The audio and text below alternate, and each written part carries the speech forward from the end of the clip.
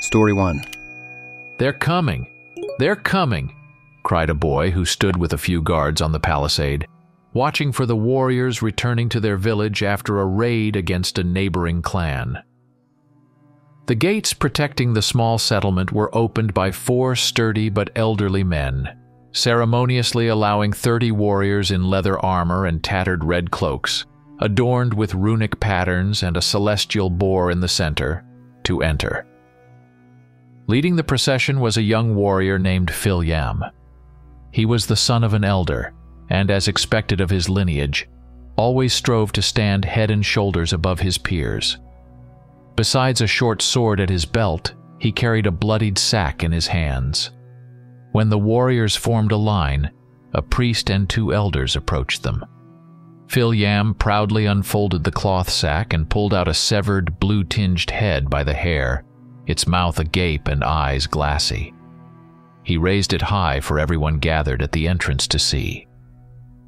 A smirk crossed his face as he loudly declared, "The house of Vladimir the Hedgehog is vanquished, just as our elders and great ancestors decreed." The people cheered. In the market, where rare merchants brought goods and residents traded what they had, large tables were already set for a feast.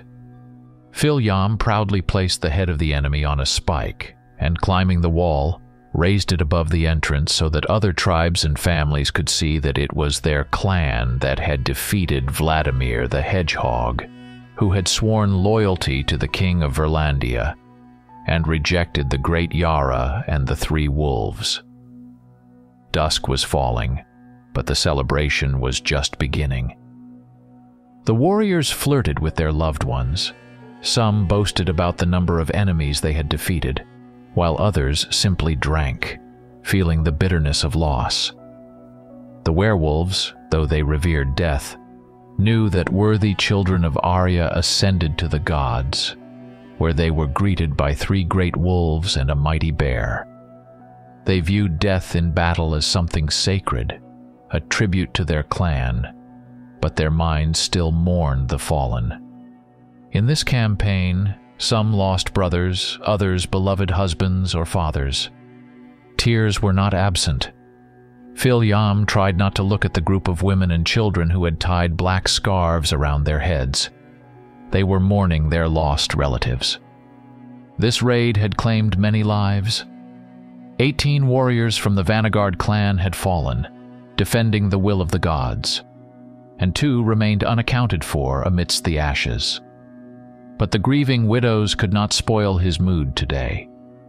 He was a hero, a warrior, the one who had brought the head of the fierce enemy of an entire people. As the goblets were refilled with wine, a young white-haired girl with green eyes approached with a jug, and leaning close, whispered in Phil Yam's ear, "Brave warrior, may I have a private conversation with you?" At first the question seemed inappropriate, even stunned him, but he quickly realized the conversation would be interesting. So he set the jug aside and walked towards the village gates, where an elderly werewolf, having drunk his fill of mead, now slept peacefully, snoring into his thick white beard as he stood guard. Phil Yam watched the road, expecting the young woman to appear soon, but saw no one. Instead, he heard girlish laughter from the other side of the wall. Nervously shivering at this, Phil Yam climbed the wall to see who was playing outside at such a late hour. To his surprise, he saw no one. Attributing it to drunkenness, he descended, but heard the girlish laughter again, this time near the house to the right of the entrance. "Playing tricks on me," he muttered to himself, and quickly moved towards the house, trying to make as little noise as possible. Peeking around the corner, Phil Yam saw only a goat, peacefully sleeping, tied to a stake driven into the ground. "What the hell?" he cursed and spat. As he turned to return to the feast, he heard a voice. "Are you looking for me, young man?" The werewolf turned sharply but saw no one. He quietly reached for the knife he always wore at his belt. "Calm down. There's no enemy here. Look up." He quickly raised his eyes to the roof, where the girl who had called him was walking barefoot, completely naked. "Have you gone mad, shameless girl? What if the elders or honest folk see you? And what? Do you think they wouldn't appreciate my body?" The girl smirked and lightly jumped to the ground, ending up face to face with Phil Yam. "I don't think it's appropriate." The warrior tried to find the right words. "Fine, I can put my dress back on. I just thought it would be easier for you if you saw me as I am." "Who are you?" Phil Yam asked, realizing he had never seen her in the village. "I am Lorda, daughter of Urgid from Wolf Mountain." She spoke these words with pride, as if where she came from was of great importance. "From Wolf Mountain?" the young man repeated. "Yes. Why does that surprise you, warrior?" "You never come down to the werewolves," the young man replied. "Look at the sky." The girl pressed close to Phil Yam and sharply turned his head. "What do you see?" "A full moon." "Exactly, warrior. A full moon is the time to continue the feast on our mountain," she whispered in his ear, brushing his skin with her crimson, moist lips. "But my kin, the feast, the village." The young man knew he wanted to follow her. The chance to feast on Wolf Mountain came to very few. "They will understand when you return with the mark," the girl smiled. The werewolf just shook his head and quietly said, "Let's go." Lorda took his hand and they walked into the dense, dark forest, quietly slipping past the wall to avoid waking the elderly guard. The moonlight illuminated the thick, gloomy thicket, making it shimmer. Phil Yam heard the crackling in the forest and smelled the fresh, frosty air that only comes in spring. The forest was filled with sounds, as if it lived and breathed separately from the rest of the world. He confidently followed the naked girl from Wolf Mountain, replaying a legend he knew by heart in his mind. "When a full moon appears in the spring sky, the one who calls herself the daughter of Urgid will come to the warriors who are the finest and strongest in their craft. Do not fear them, admire their naked forms, and follow them to Wolf Mountain, a place our gods have hidden from unworthy eyes. There, at the feast, you will savor the scent and flesh of the maiden, and in return, she will leave a mark by which every werewolf will know that Dolan, with the help of his witches, has chosen you for the Legion, so that in the hour of despair and end, you will be called upon to fight for the wolf kin." Phil Yam was afraid to let go of the maiden's hand that was leading him. Not because he might get lost in the forest. No, he knew it since childhood. In this forest, the priests had conducted his coming-of-age ritual. Here he had been given his pelt, and for the first time in the form of a wolf, he had raced through the thicket like the wind, under the howls of the adult wolves. This forest was his home. Several times he had defended it from invaders from other tribes. Here, he had first shed the blood of a man who had tried to harm his sister. Phil Yam loved and hated these woods. Here he had buried his mother and sister, a day he would never forget. When his mother, Irina, and sister, Layana, went mushroom picking, they were attacked by a stranger. He was a fugitive from Verlandia, heading to Grolgrad. That was all Phil Yam knew about the bastard. That was all the man had managed to tell before the young man tortured him, cutting off his fingers and breaking his bones. Unfortunately, by the time he heard the screams, it was too late. His mother was dead, and his sister was barely breathing, her dress torn, and she covered in blood. Seeing the young man, the attacker struck Layana with great force, pinning her to the ground with his sword before charging at Phil Yam, not realizing he would be torn apart.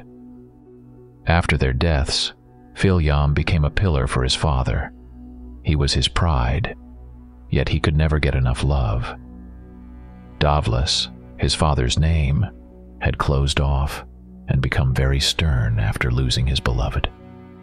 He did not harm or insult Filyam, but their conversations had become short and cold. The young man walked in silence, not understanding why these thoughts were coming to him. He just felt the ground slipping away and his head becoming heavy. His eyes closed. "Wake up, sleepyhead, or you'll miss the whole feast." Filyam jumped to his feet. He heard Lorda's voice, and the bright flashes of bonfires and the dancing shadows around them dazzled his eyes. "What happened to me?" "Congratulations, warrior, you're on Wolf Mountain." "Oh, don't worry about your consciousness." Lorda squatted beside Filyam so he could see all her charms. "Everyone who walks the god's path to this place falls asleep, and then Dolan himself carries you here, and you wake up surrounded by naked maidens, mead, and a great feast." The werewolf smiled, looking around and seeing dozens of naked women and men dancing around the bonfires. Some sat at tables overflowing with food and roast meat, while others indulged in carnal pleasures on the ground. "Do the gods praise all this?" he asked in surprise. "The gods grant this to you, great wolves. They grant it and send their blessings through us." Lorda lifted Filyam from the ground. "Come, we need to do the ritual painting." He obediently followed the girl, eyeing the naked maidens bathing each other in wine and caressing one of the warriors from the Fald clan, recognizable by his clan mark of severed ears and a shaved head. Entering one of the huts the witches of Wolf Mountain built as their dwellings, the young man saw numerous runes, raven skulls, divination stones, and sheep pelts. "This is my home," Lorda said proudly. "Undress. Tonight you will bathe your body in the light of the bonfires and the full moon." "All right." Filyam smiled, surprising even himself with his boldness. He quickly shed all his clothes, revealing a muscular body covered in scars from wolf bites and claws. Some were fresh, others old and faded. The girl took a wooden bowl from one of the makeshift shelves and approached him closely. She deeply inhaled the scent of her chosen one for the night, gently ran her hand over his chest, and began dipping her fingers into the paint, applying intricate patterns on him. His chest, legs, arms, face, and even his manhood were covered in paint, depicting the sign of the divine wolf, the Kolyadnik, and other complex runes and symbols. "Your turn," Lorda playfully said, handing the bowl to Filyam. The young man hesitantly looked at the paint, then at the girl's chest, shoulders, and face. He did not understand what he feared, but dipping his fingers into the paint, he made 2 streaks on her cheeks, resembling bloody tears, and painted patterns on the rest of her body. "Done. Now you are painted too." "Excellent. Now let's celebrate." Lorda threw the paint aside, grabbed Filyam's hand, and led him out of the hut to the bonfires. She laughed and immediately brought him to a table, quickly filling wooden cups with mead. Handing one to the young man, she began to drink greedily, letting the drops trickle down the corners of her mouth. "You have quite the thirst," Filyam noted with surprise. "You see, in your world you can drink whenever you want. We, the witches of Wolf Mountain, are allowed to drink only once a year.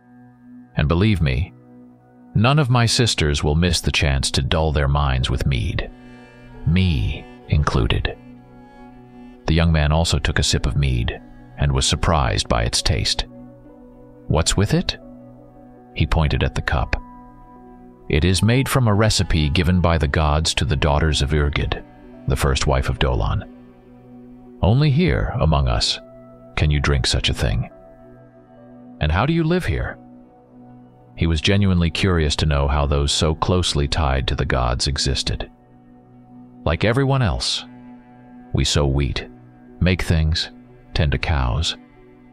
Sometimes we venture into your world, wandering from village to village, working as midwives, healing and casting spells, cursing and lifting curses.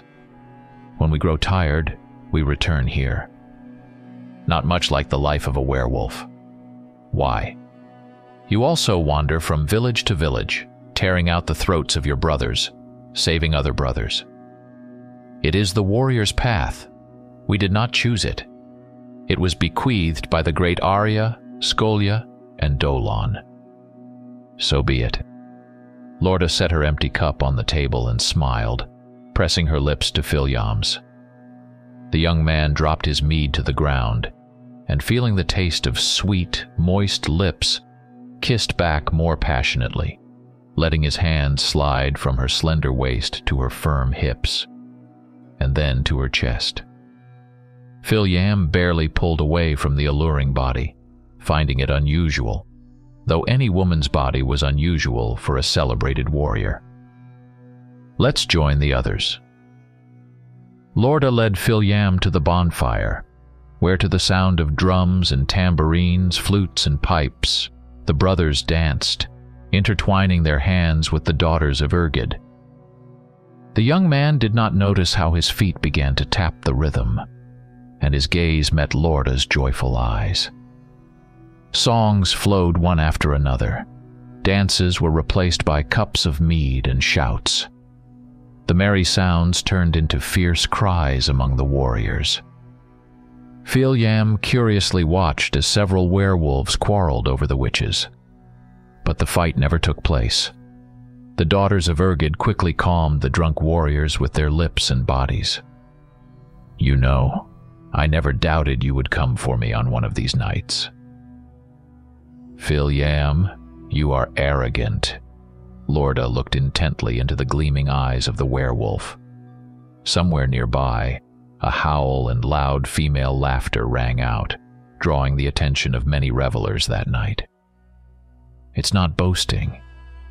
I have participated in many battles and won them all, Filyam said with a smile. Soon the games will begin, and I think you'll have a chance to prove yourself. What kind of games are these? The glorious wolves will fight for the right to the night. Lorda caught the surprised look on her and immediately understood the silent question. The winner will be able to lie with the High Priestess, the one who faithfully serves Dolan, passing his will to the daughters of Urgid. Let me be clear. This is the highest honor for a warrior. He and his son will swear loyalty to Dolan, and if a daughter is born, she can stay among us and learn the secrets of magic and healing. Indeed, very honorable. Do you want to participate? Lorda looked at Filyam suspiciously. All warriors should do this. You said so yourself. Not all. Only those who find the affection and love of Urgid's daughter insufficient tonight. Those whose blood boils and cannot cool down. Warriors destined to swallow clots of enemy blood. Is the battle to the death? Filyam asked cautiously. Yes. It never happens that a defeated warrior lives. It is a disgrace and dishonor to him and his entire lineage. You are right. Lorda laughed in the young man's face, then leaned closer and whispered in his ear, Do you still want to be the best? Or do you prefer to taste the woman tonight? Are you provoking me? Filyam asked, raising his voice. So be it. You have the honor of being here, but I see by your restless eyes, feel by the beating of your heart, that such honors are not enough for you. You are insatiable and want more. My father always taught me to push forward, to lead the pack, not to trail behind the leader. Feeling something sinister in Lorda's words, Filyam tried to justify his desire, trying to make the witch from the Wolf Mountain understand him. Your father wanted to lead the pack, not you, Filyam. I see how greedily you devour me with your eyes. I see how your hands tremble when they get to touch me. I know more about you, Filyam, than you think. You know everything? An unpleasant chill ran down his spine. The intoxicating and mesmerizing witch attracted him even more. With each sip of mead, with each of her words, he was drifting away from reality, falling into oblivion. "You are like an open book to me. I know how your mother and sister died. I know that your father kept you at a distance, depriving you of affection and love. He demanded that you push forward, as he says, lead the pack. Filyam." The girl rose from her knees and, standing tall, loudly proclaimed, "I, Lorda, witch from the Wolf Mountain, prophetess and seductress, the one who chooses the best warrior every year. Believe me, I know everything about everyone, just as my sisters know about everyone. This is the gift Mother Urgid left to her daughters. We are not the children of Yaros, we are the children of wolves and ravens. And ravens see in all four directions." Filyam recoiled. He saw Lorda's eyes darken, her skin covered with veins, and her voice trembled as if the roar of a wild beast was tearing the sky apart. He stepped back slightly, watching as the witch's face returned to its original state, but her smile remained frozen in a distorted, eerie expression. "Do not be afraid," she suddenly said, as if nothing had happened. "You will lead the pack since you find me insufficient." Filyam recoiled. Everything happening around him was becoming darker and more unpleasant, and every word of Lorda made him think more about leaving the sacred feast of the werewolves. The girl quickly approached the massive wooden table and, grabbing 2 clay cups, came back. "Drink. I see how nervous you are. Glorious warrior of your tribe." The girl's eyes sparkled with malice. Filyam, as if enchanted, obediently took what Lorda offered him and began to drink greedily. The alcohol burned his throat, not mead or wine water. Even the infusions were not this strong. He felt something dark and thick spreading through his body, burning him from the inside. Everything started to blur before his eyes, and the beautiful, voluptuous witches from the Wolf Mountain began to turn into wild, bird-like monsters. Filyam dropped the cup from his hands, his body started to shake, and the laughing Lorda grabbed his hand and dragged him to the fire where the other bird-like sisters were gathering. The girl herself began to be covered with feathers, her legs changing, taking the shape of raven's claws, her nails lengthening and becoming stronger. Filyam only shook his head, unable to open his mouth, feeling weak, and a moment later he was lying on the ground, and the predatory witch continued to drag him towards the fire. Throwing him like a rag towards the fire, she laughed. Filyam, unwillingly, stood on all fours in the form of a wolf, growling and foaming at the mouth. Around him were wild, terrible beasts, birds and wolves, some bodies entwined like the desecrated snakes of Yarnafarg, blood pounding in his temples, and soon he felt warmth and pain in his scruff. The wolves were gnawing and growling. He snapped his jaws, howling at the full moon, which coldly watched everything with the lone eye of Arya. The children of wolves, sons of bears and ravens, were gnawing at each other around the huge naked fire, whose flame danced sweetly and desirably like a naked maiden. His head was filled with music.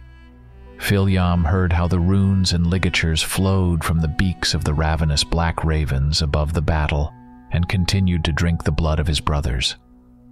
Enemies fell one by one, and pieces of meat, mead, and wine, strong spirits burning his torn body, were thrown towards the warrior, and the lone eye of the moon closed on the sky.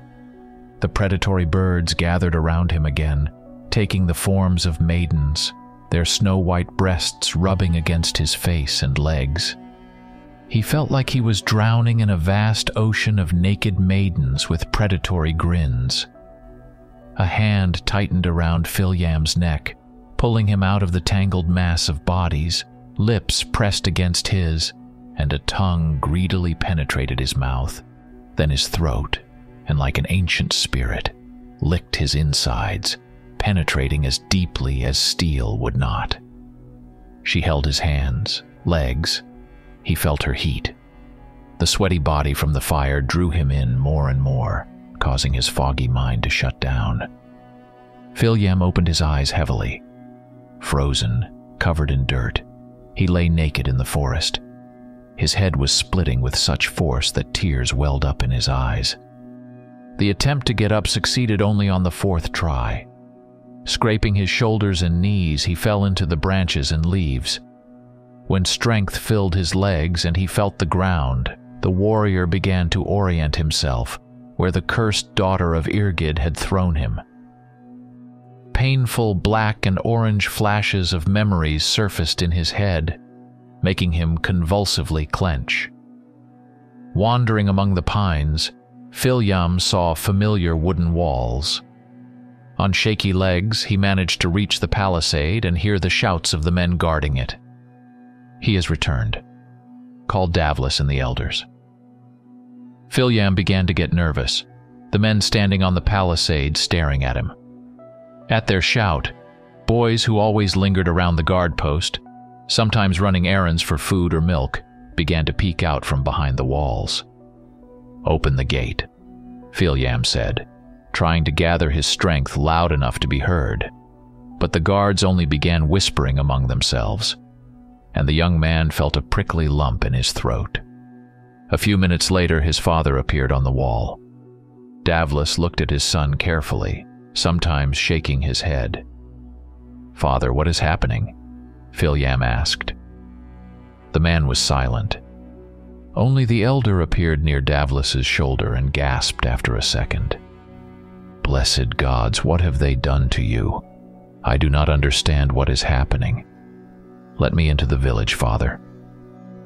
Philyam was seriously nervous. He felt his legs start to tremble, his palms growing cold and sweaty. He frantically looked at the faces of everyone gathered on the palisade. "Where did you spend the night, child of our clan?" The elder continued to ask questions. Philyam hesitated, trying to recall everything that had happened at night. Replaying the horror in his mind and taking a deep breath, he said, "I was on the Wolf Mountain. The daughters of Irgid invited me to this feast." In response, Philyam heard only frightened gasps and a tense, fussy quarrel among those standing on the palisade. Davlis closed his eyes and lowered his head. "Do you want to say that the daughters of Irgid chose you?" his father asked. "Yes, father. What is happening? I do not understand you." Philyam nervously shook his head. "Open the gates," the elder said quietly. The guards exchanged doubtful glances but still followed the elder's order, opening the gates. Philyam slowly entered his native village. The girls and women avoided him. The men only closed their eyes, trying not to look at the young man. Yesterday he entered here as a hero, and today people looked at him as if he had stolen the last bread from their table. Father and the elder descended from the palisade and blocked Philyam's path. The elder looked him in the eyes and said, "Foolish child. Chasing after a legend, you did not think about where the warriors go after the feast. Tell me, did you see your reflection in the water?" "No," Philyam said in a trembling voice. Someone handed him a small round shield. What he saw shocked him. The shield fell to the ground and Philyam began to nervously look around. His face was covered with a thin layer of black fur resembling needles. Veins on his chest had turned black, and his eyes were red, as if filled with blood. He fell to his knees and began to moan. "What have they done to me? Father, elder, what has happened to me?" Tears started to flow from Philyam's eyes. "You have been chosen for their legion," Davlis responded dryly and coldly, his lips white with anger. "Father, the legends say that I will become a great wolf if Irgid's daughter chooses me. So it is. Now you will become the great wolf of our clan, But the price for this will not be small, Filyam." Davlis turned, and pushing through the onlookers, left, leaving his own son lying on the ground at the elder's feet in tears and dirt. "What should I do?" Filyam moaned. "Take your things and food and just leave us. When the time comes, you will hear Dolan's call and go to him forever." The elder turned to the crowd. "Bring him what I said." "Where will I go? What have they done to me?" Almost losing his mind, Filyam began to shout. It was not long before a bundle of food and someone's clothes was carelessly thrown to him. "Dress and leave our walls," the elder said sternly. "And you all, look at him as an example. Filyam, yesterday's warrior of Arya and Skolia, child of Yar, today became a child of Urgid and Dolan. He changed his kin, deceived by the gods. He will serve in the darkness of the night stars to his masters until his time comes to rise like a phoenix from the ashes and protect our entire kin. Do not turn your faces from him, for he gives his soul to be torn apart as a martyr in the name of our future." After the elder spoke, he walked away. The crowd remained, surrounding Filyam, who had managed to put on pants and a shirt. They gave him bast shoes made of bark and a woolen cloak. Frightened, looking into the eyes of those with whom he had shared mead just last evening, the young man left the village, walking back into the forest, where he had woken up. The gates closed behind him, and he began to wander among the trees. He could not think, only his insides twisted with resentment. Ancient legends lie. They drive young werewolves mad, leading them to a place where the truth is distorted. Filyam wandered the forest for a long time until he began to feel his stomach twist with hunger. Sitting on an old, rotten stump, he untied the bundle. Bread and a couple of eggs. That was all they had given him in his native village. Quickly eating them, he did not feel full, and in addition to the gnawing hunger, thirst also set in. Finding a stream was not difficult, but his hands had been aching for several hours. His legs were worn, and Filyam was cold and tired. Getting used to it, suddenly a voice echoed among the trees. The young man jumped off the stump and looked around, seeing no one in the forest. Then he looked up at the branches and saw Lorda. The girl sat high in the branches, smiling, swinging her bare feet, and staring at Filyam. "Cursed girl!" the young man shouted. The girl only laughed in response. "Rough! The night spent with us spoils you all. You should rejoice, Filyam, that you were chosen and did not lose your head in that bloody dance by the fire." "What have you done to me? I am now without home and kin. Soon everything will change for the better. You will have a home and kin. Everything you wish for, child of Dolan. You just have to wait. Turn everything back as it was." Filyam groaned, falling to his knees. "I beg you, fix this, Lorda. It is not my will, Filyam. You were chosen by Urgid and Dolan. Their will is unquestionable. Wasn't this what you wanted? You wanted to become a great warrior. You have become one." The girl's voice turned cold, filled with offense and anger. "Lorda, I beg you, help me. I do not want to be like this." Filyam spread his hands, showing his face. "Last night you wanted it more than beer and me. I was not enough for you, warrior. The gods gave what you demanded. Now you will lead the pack." Suddenly the girl turned into a raven, and flapping her wings flew away, leaving only the branches slightly swaying. Filyam fell to the ground. He howled like a child, tearing up last year's grass from the wet ground thawed by snow. He howled and scratched with his feet, realizing what he had done. But understanding was not enough. Suddenly Filyam's body began to ache.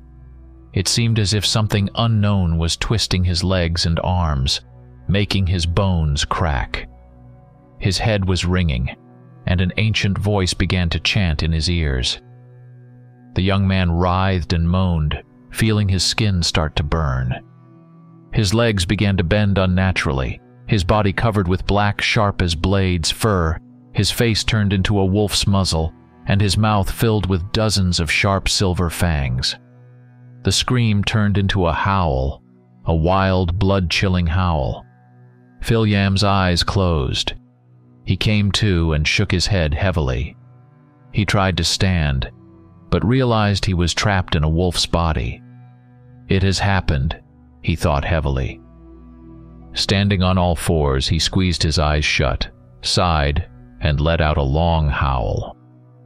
Exhaling, he decided he needed to turn back into a human and go to the nearest village with which his kin was not at war. Without food and clothing, in such cold weather, he would not last long. But what happened next was unexpected. Instead of turning back into a human, Filyam felt a burning pain throughout his body and fell to the ground. He could not believe what was happening. The black, fur-covered paws remained wolfish. Again and again, he tried to transform, but each time it felt like he was being poured with boiling oil. The young man howled again, scaring the birds peacefully sitting in the night darkness on the branches of trees. Only one raven continued to watch his agony. "Lorda!" the wolf growled, then rushed to run wherever his eyes would lead. Filyam did not distinguish roads and paths. Knocking down thin branches with his wolf body, he weaved among the trees, his paws heavy, breaking twigs and crumpling last year's leaves. It seemed time had stopped, and the night had forever enveloped the black wolf when his run suddenly stopped. Filyam looked into the distance and saw the lights of a palisade standing as a black, blurry spot in a small field surrounded by birches. "I don't think they will welcome you there." A female voice echoed in the wolf's head. Filyam began to circle but could not find the cursed raven that had been following him the whole run. "Let the curse consume you," Filyam howled. "I can leave you here forever in the black fur." "Let it be as you wish, Filyam," Lorda said sternly in his head. The wolf was silent. Now he realized what was happening to him, understood that he had spat on Lorda and her invitation when he decided to rush into the battle for the best warrior. "Are you taking revenge on me?" he asked mentally the raven. The bird quietly descended to the ground in front of the wolf and looked at him, tilting its head slightly. "No, just giving you what you wanted. I offended you. Spat on your mercy, daughter of Urgid. I admit I understand this, but please, return everything as it was." Filyam was almost crying. "Fool." The bird suddenly took to the sky and disappeared. The wolf howled and growled, trying to become human again. The fur burned him more than before, and he fell to the ground exhausted. Breathing heavily, he rose on his paws and slowly walked towards the outpost standing in the field. Approaching the walls, he heard a harp and a cheerful song. Filyam did not know what kind of kin lived there, could not imagine what awaited him, but hoped for help. Only the elders knew how to shed the black, prickly fur of Dolan's son. Wandering near the walls, he did not dare attract attention for a long time. He was afraid they would attack him, but as soon as Filyam decided to howl, the night silence was broken by a cry. A wolf, a black wolf at the walls. In an instant, torches began to light up along the wall. Cries rose and an arrow stuck in the ground near his paw. Filyam did not wait any longer. Only whining, he rushed back into the forest. The gates opened, and with wild howls and growls, about a dozen white wolves ran after him. Several men rode with torches in hand, trying to corner him. A sling whistled, and Filyam felt a sharp pain in his back. Wolf bones crunched. He fell to the ground, unable to catch his breath, and several jaws immediately sank into the wolf. The wolves gnawed and bit Filyam, but he felt that only part of the fangs pierced his flesh. The wolves whimpered and jumped back. The fur of the black wolf stood on end with sharp, shiny, silver-black spikes covering his flesh. The sling whistled and a heavy metal ball struck the tree nearby. Splinters and bark flew to the side. Phil-Yam, ignoring the pain and fatigue, rushed deep into the forest, weaving among the trees and jumping over bushes. He heard the pursuit come to a halt, heard the silence of the horses and the wolves growl. But inside, everything was trembling. He didn't want to stop, running and running until he collapsed on the ground from exhaustion. His heavy black sides heaved, trying to fill his depleted wolf body with air. The wolf's eyes closed from fatigue, and no matter how much Phil-Yam tried to keep them open, sleep took over. As soon as the sun rose over the forest, the black wolf opened his eyes. The wounds on his body seemed to have vanished. He was surprised that the pain no longer tormented him. Rising to his feet, he tried again to turn back into a human, but it was all in vain. Burning pain, sharp blows to the bones, howling. It all repeated. Phil-Yam realized that he could not become human, could not regain his form. He understood that he needed to find Lorda. Until she forgave him, the curse would not lift. He made no plans for searching for her, as he had no idea where to find Urgid's daughter. All he could do was wander through the forests and wait for her to come to him again. The wolf's stomach ached with hunger. He had eaten nothing but a few eggs and bread since the previous morning. Phil-Yam carefully looked at his paws and tried to figure out what to do. He didn't want to admit to himself that hunting was his only option. As a simple wolf, he had chased down prey, caught rabbits in his animal form, but he had never eaten them raw. The very thought made him uneasy. The animal form was a gift for battle and hunting, but not for devouring raw game. But fate and Lorda left him no choice. Gathering his strength, the black wolf began sniffing for prey. He roamed the dense forest, listening to his surroundings. The sun had long passed midday when he spotted a rabbit. Its fur had not yet changed color, and the speckled white-brown creature sat by a shrub. Phil-Yam gathered his strength and in one leap reached the prey. His sharp silver fangs mercilessly clamped down on the rabbit's head, crushing it. To ensure the kill, Phil-Yam shook the prey side to side and then laid it on the grass. He looked at the prey intently, and closing his wolf eyes, began tearing the rabbit apart and swallowing the sweet meat. Filled with blood, scent, and taste, it seemed like he was drinking it from a cup. Overcoming himself, he left no piece of the rabbit uneaten. Only bones crushed by his fangs, remnants of fur, and a bloodstain with bits of uneaten flesh and entrails remained. The hunger subsided, but with it came an unpleasant, nauseating, bloody mush in his stomach. Phil-Yam didn't know how long he could last like this, but he had no choice. He couldn't return to his native village either. So he simply wandered further into the forest, hoping that Lorda would soon come to him. Snow slowly fell to the ground. A young boy in a bear fur coat carefully stepped through the trees towards the stockade of his home village. In his hands, he carried several fish strung on a rope. Fishing in winter was difficult, but it never stopped him. This time, having spent almost the entire day in the cold, he proudly returned home with a decent catch for that time of year. He was already anticipating his mother frying the fish in the stove and cooking some porridge. The boy's stomach growled, signaling that it was time for dinner. Without looking around, he continued walking through the trees. There was a crunch, and a heavy wolf body fell on the boy from above. There was no scream. Sharp silver fangs pierced the boy, tearing out his throat and lower jaw. Blood sprayed onto the fresh snow, staining it with red spots. The body convulsed, and blood rhythmically splattered onto the snarling face of the huge black wolf. The beast stood over the body, staring into the remains of the face. He smelled the fresh blood and warm meat, tearing through the fur coat as he sniffed the body, ripping the clothes. His fangs repeatedly sank into the flesh, mercilessly tearing off pieces. He understood that before him lay the grandson of the elder, the one who had brought him a bag of bread and eggs many years ago. But he couldn't stop.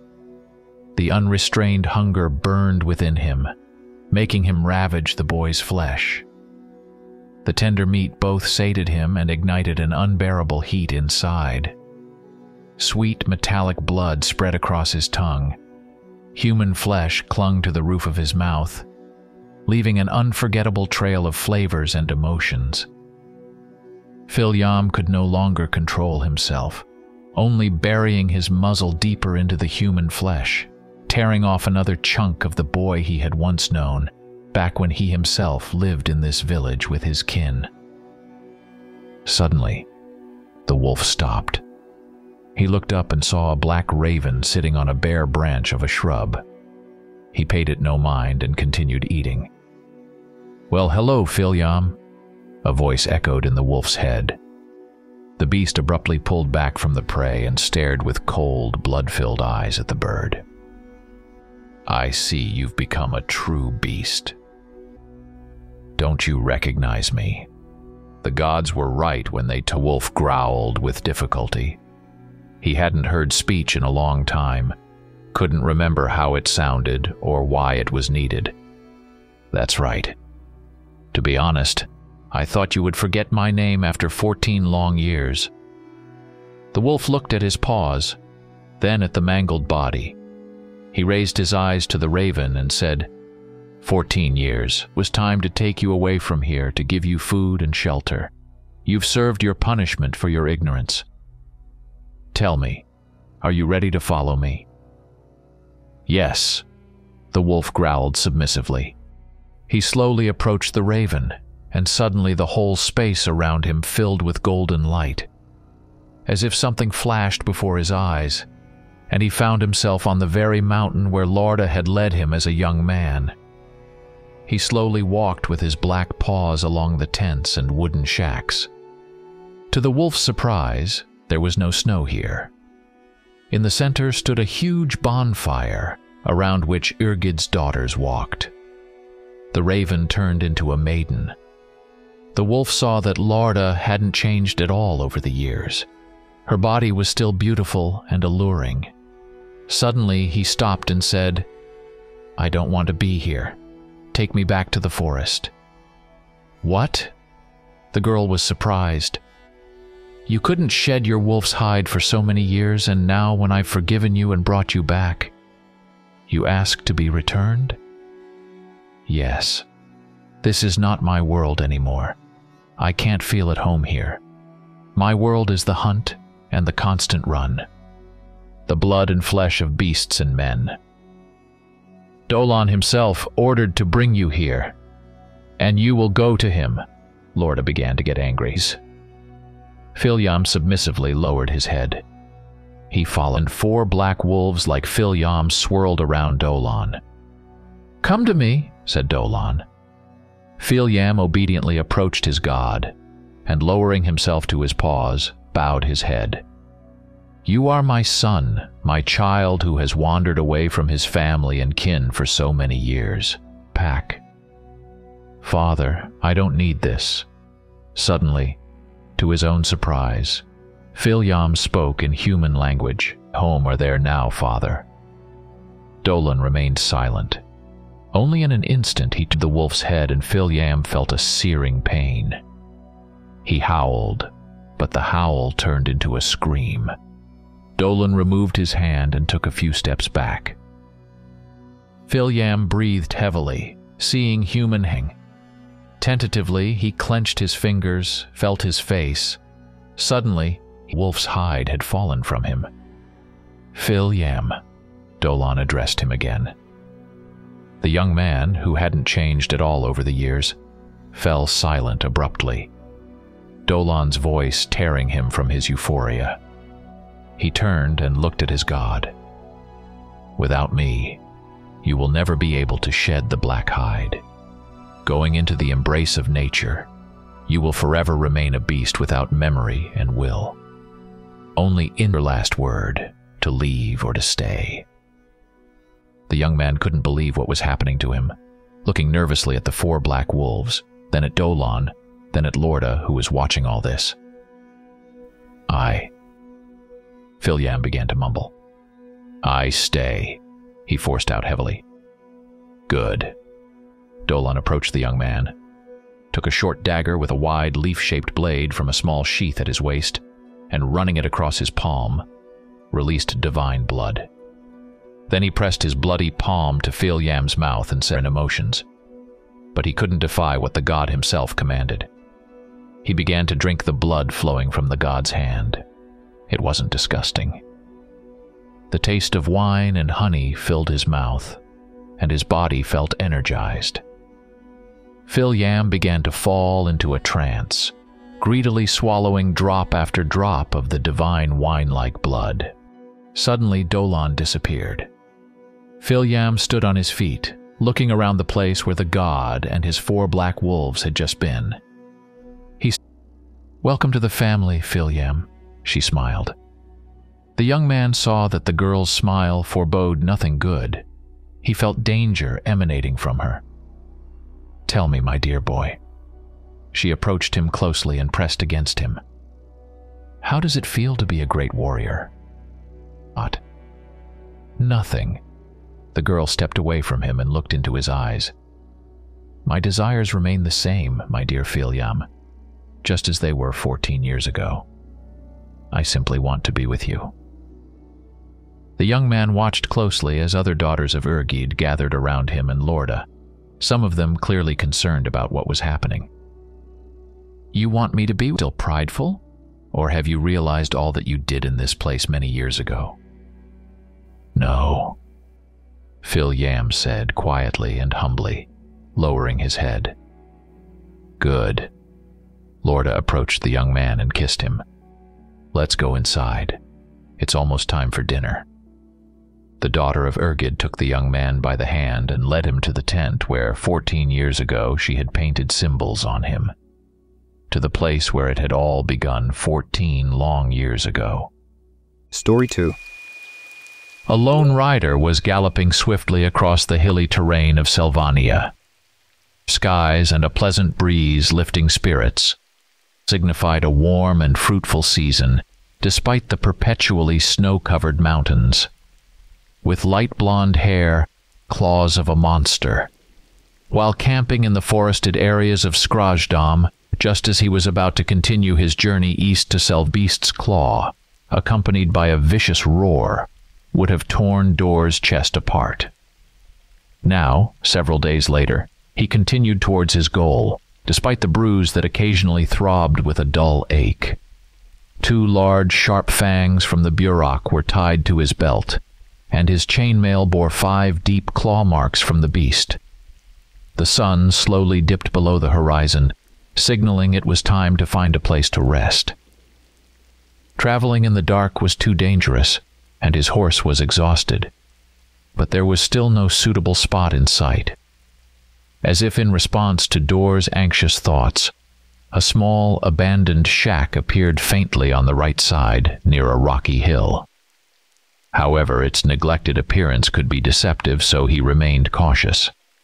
Stopping his horse near the rickety house, Dor dismounted, drew his sword, and cautiously approached the entrance. Without hesitation, he kicked the door open, nearly tearing it off its hinges.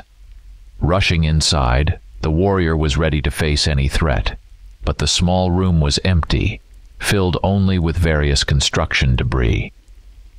Dor brought his horse to the shack, tied the reins to a wooden post, and took his supplies inside. Apparently, some hermit had lived in this hovel, given its isolation from other settlements. Dor found it a bit strange to discover this place, but was grateful for the fortunate turn of events. Without the shack, Who knows how the night in the open would have ended, and the long journey would have been in vain. Of course, when he bought the famous Orkhan horse, Dor hadn't spent his own money. All his equipment, except for his personal weapons, was provided by the guild. The main concern was failing his first serious assignment given by the fourth elder. All previous tasks, although dangerous, were mere tests. Now it was serious. The circumstances seemed to favor the rider. Dor lifted an iron sheet from the wooden floor and found a small bundle of firewood underneath. It would be warmer now. Just in case, he tightly blocked the door with a board, lit a fire under a hole in the roof, ate, and lay down to sleep on a blanket made of wolf pelts. The morning sun shone brightly, surrounding green meadows and high hills. The cool air filled his lungs. Dor took a deep breath, feeling his body rejuvenate after a good rest. After feeding himself and his horse, the traveler continued his journey. After an exhausting continuous ride along the road to Selvania, a fork appeared, and to get a better view, Dor climbed a high hill. Surveying the surrounding lands, he saw what he had been waiting for. To the south of the fork, near the forest, the walls of correctly this must be the city of Liren. So many days of travel haven't been in vain. I'm almost at my goal, Dor rejoiced. In a moment, recognizing the riders. A chase. A dark-haired, thin boy was trying to escape from 4 pursuers. Judging by their attire, his chances of escape were slim. In fur vests, swinging clubs, and howling wildly, the bandits chased their prey. Instead of helmets, they wore something resembling masks, partially hiding their faces, made from animal bones. Bandits, or worse, some kind of cult. They could have easily shot an arrow in. Not my concern. I have a mission to complete at all costs, and if I get... And when I came, he immediately hid them. Notes? What did they look like? I told you, he hid them right away. I didn't get a good look. All right, what's your point? Don't interrupt, and you'll find out. I think Siladon went into the Forbidden Forest, which means he's dead anyway because no one has ever returned from there. And if you need proof, I don't even want to think about what kind. You won't find it in his grave at the cemetery. Then I'll go into your Forbidden Forest. Are you crazy? Did you hear what I just said? No one has ever returned from there. And those who were near the forest told such terrifying stories about unseen creatures living there that even the thought of them sends chills down my spine. This is the Forbidden Forest, Xai said indignantly. I need Siladon, and if he's in the forest, I'll go after him. To you, I'm a foreigner, and this place is not forbidden to me. Thanks for the help, kid. Go your way. Dor smiled. Pat, anything but death there. Xai shouted desperately after the departing Dor. Wait, I'm going with you. Heh. Kid, don't you have anything else to do? Go back to the city and continue living. I can't go back to Liren. The Urkins will find me sooner or later and kill me, and you could use some help. Help? Are you joking? You're nothing but talk. I don't care. I'm going with you. Kid, don't get ahead of yourself. I'm warning you, Dor threatened. I've said it all. If you disagree, you'll have to kill me and stop calling me kid. I have a name. Dor threw up his hands in resignation and allowed Kasai to accompany him to the Forbidden Forest. What else could he do? He couldn't really kill the boy. As they rode, Dor pondered recent events. He felt somewhat guilty towards Kasai. If it weren't for the horse, he wouldn't have gotten involved in the boy's problems, and Kasai would be dead by now. And the fact that Siladon had gone into the forest would also be unknown. A sense of duty to the guild had let him down, and if not for the chance, the task might have reached a dead end. Now, This dark-haired, grimy, very brave boy was riding beside him, and although Dor said there was no help from him, Ksay had already came from, and why you need Silidan? The boy started talking. Dor looked skeptically at his new companion, then removed his right glove and showed him the back of his hand, shield so skillfully. This symbol signifies membership in the Hunters Guild. Heard of it? No, Ksay replied with interest. It's in Kelsania, a country west of Skrajdam. We are hired by influential people. We catch the right people and deliver them to the designated place.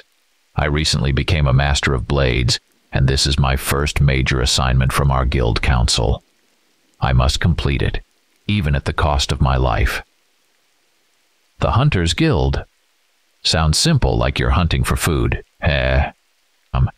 You wouldn't live to see the end of the day. We have eyes and ears everywhere, so be smarter. All right. And Goitram, where is that? Is it in Kelsania? Interesting places. I've only been to Skrajdam and Vinitsail. So, Silidan is your target? Dor smirked. Ha. What are you talking about? He's been a blacksmith in Liren his whole life. You can ask anyone. Silidan caused trouble for a well-known person in Goitram, and a contract was placed on him. I must deliver him there alive or dead. But there's one more thing. Silidan stole some documents, and I think you've seen them. You think those notes he hid from me were them? No, I can't believe it. You probably... Kid, do you really think I came to foreign lands from my country just like that? Do you think I would come here without being sure the target is here? I'm telling you, we have eyes and ears everywhere. And if I was told that the spy posing as a blacksmith named Silidan is in Liren, and he has stolen... Dor noticed the boy was upset by what he heard, but he looked more tired than anything. After several hills, the travelers reached the edge of the forbidden forest. The place was truly gloomy and terrifying. Well, here we are, and traveled long across the continent. Dor had seen many dark, dangerous corners and never expected to feel fear again. He had never seen anything like this in his life. It was as if nature itself resented this place. It lived its own life, and even the weather obeyed it. Deep fog blanketed the ground. Moments later, the creaking of trees could be heard. It seemed as if they were communicating with each other, informing about uninvited guests. Dor swallowed hard, staring at the crowns of the nearly black tree lords. His hands were trembling, and cold sweat ran down his forehead. For the first time in a long journey, Dor doubted the successful completion of this task, and with each second he regretted letting Ksay accompany him. Kid, you still have a chance to back out. Go to Skrajdam. I have a friend there. Tell him that. No. I said I'm going with you, and I mean it. Ksay interrupted. All right. Have it your way, Dor said, grabbing the reins and leading his horse into the forest. The closer the hunter and the boy got to the forest, the more nervous the horses became. Dor and Ksay dismounted, and when they got close to the cursed place, the animals panicked and ran off. It was a shame to lose the Orkan mare, but what could they do? Looking at the forest, Dor himself considered fleeing, but duty came first, so there was no turning back. The forest wasn't very dense. A cart could easily pass between the trees. There were almost no leaves on them, making the tree lords look like grotesque, distorted creatures frozen in their sorrowful poses. The ground remained hidden by the fog. It felt as if something was crawling underfoot and someone was constantly watching from above. Each step made them more uneasy. The hunter drew his sword and gave Ksay his curved knife. Searching for someone in such a place was utter madness, but they had no choice. Despite the daylight, it was as dark as late evening. Amid the creaking branches, an unfamiliar sound like chomping was heard. Moments later, a shadow moved to the right, leapt over the roots of a large oak, then jumped onto the trunk of a tree and froze. Ksai barely restrained himself from running. Dor stood in front of the boy, shielding him with his broad back, and took a combat stance, waiting for an attack from the mysterious creature. The panther-like beast slowly turned its head toward the intruders. Even at such a close distance, it was impossible to discern its features. Momentarily enough, the creature then crawled up the tree trunk at a measured pace. Dor watched the unknown enemy climb higher and higher until it disappeared from sight. Ksai breathed a sigh of relief and lowered the knife he had been clutching tightly. Dor turned to the boy, and at that moment the same shadow appeared behind Ksai. With a terrifying roar, it lunged at the travelers. Grabbing the boy by the shirt, the hunter threw him aside and ended up in the path of the dark creature's attack, which he met with a lightning-fast strike of his sword. The blade sliced through the beast, but instead of falling, it dissolved into the air, turning into a black cloud of smoke. "What?" said, peering into the darkness. Visibility worsened, and the only light came from glowing mushrooms growing everywhere. The encounter with the local inhabitant haunted Dor. He had never seen anything like it before. Who or even what was it? A ghost? The creature was completely tangible until it touched the blade. How could that be explained? What had happened to this place?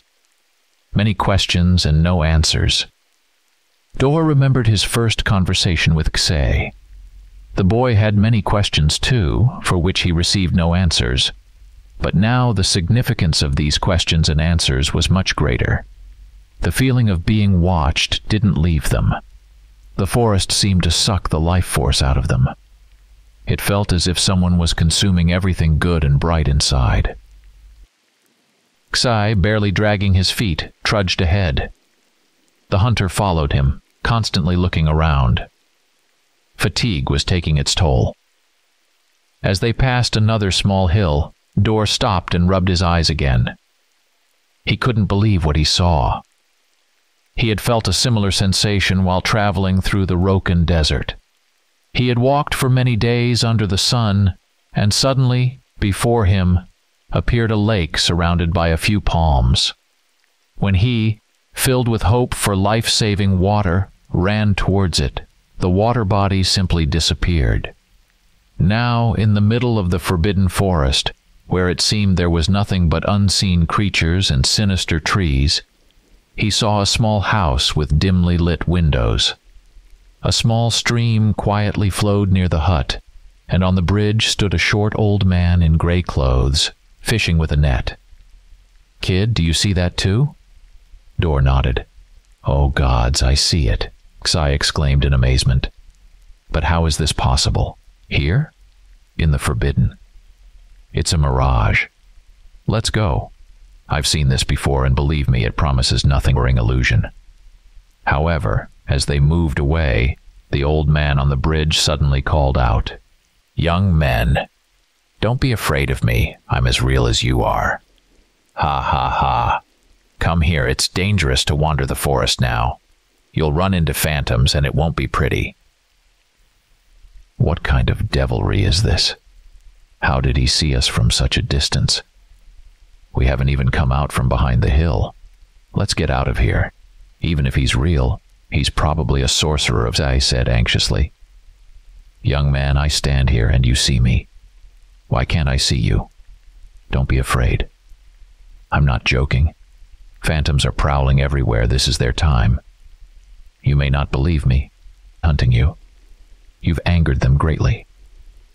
"Dor, what is he talking about? That black creature? Was it a phantom?" "Calm down and let me think, kid. This is madness.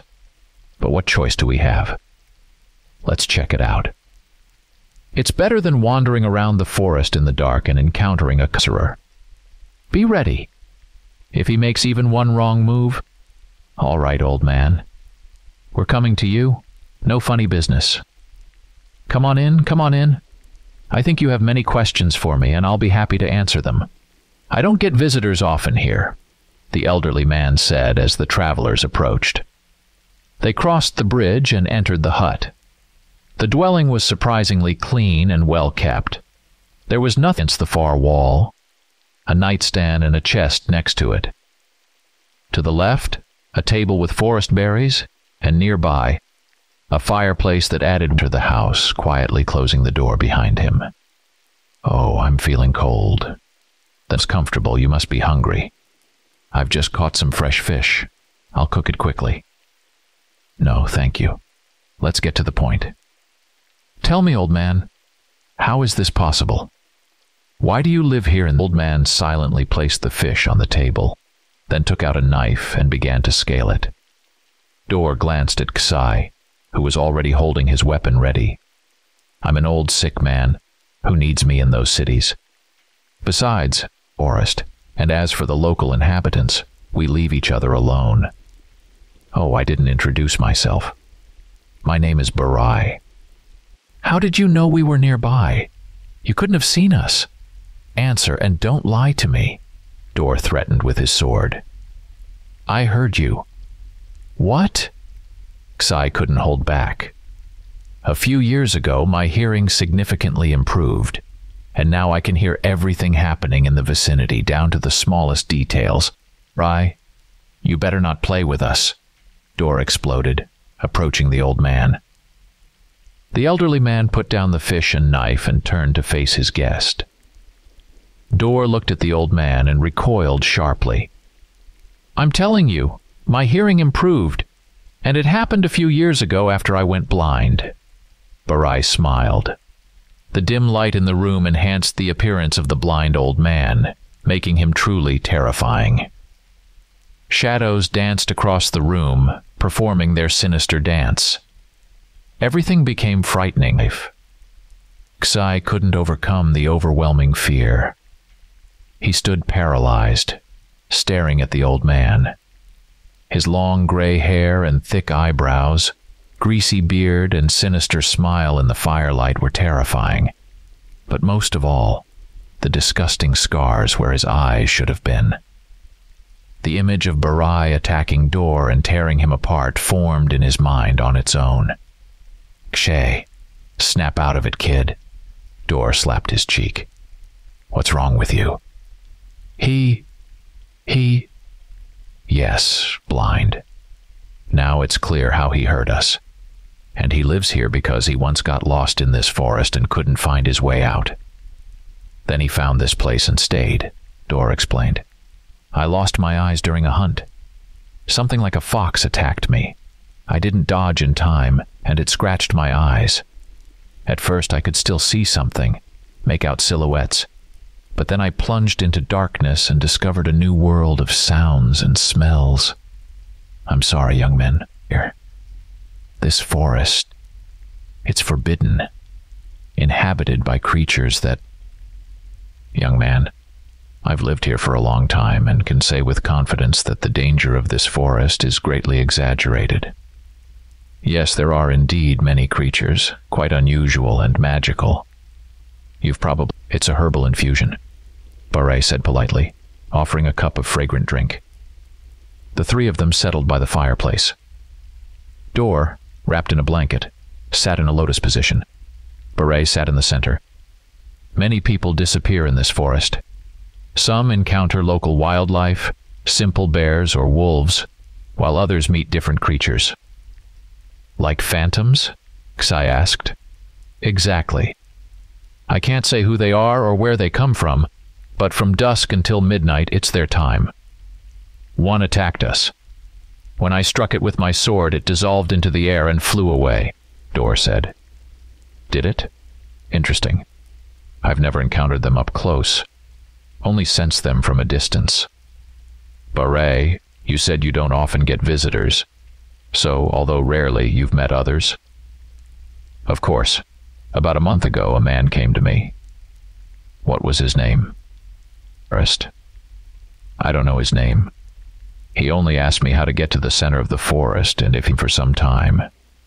He was mumbling something to himself and seemed to be comparing the surroundings with a map or notes. "Are you sure?" Ksai perked up. "I can't be certain, but I think so," Barai replied. "We came here looking for a man, a blacksmith, if you can." "Don't worry, I can navigate this world better than those with sight. But you'll go at dawn, no sooner. Phantoms are not the hadn't expected such a turn of events. Though he was a stranger in these lands, he was quite surprised, and as for Ksei, his whole life had turned upside down in one day. His friend, the blacksmith, might indeed still be alive, and the forbidden forest turned out to be not as deadly as people described. Later, Dor learned that Barai had been a hermit before. The old man had lived in a small hut near the fork leading to the city. As it turned out, it was the very hut where Dor had spent the night before meeting Ksei. The hunter couldn't sleep for a long time. Thoughts kept him from drifting off. His chest ached again.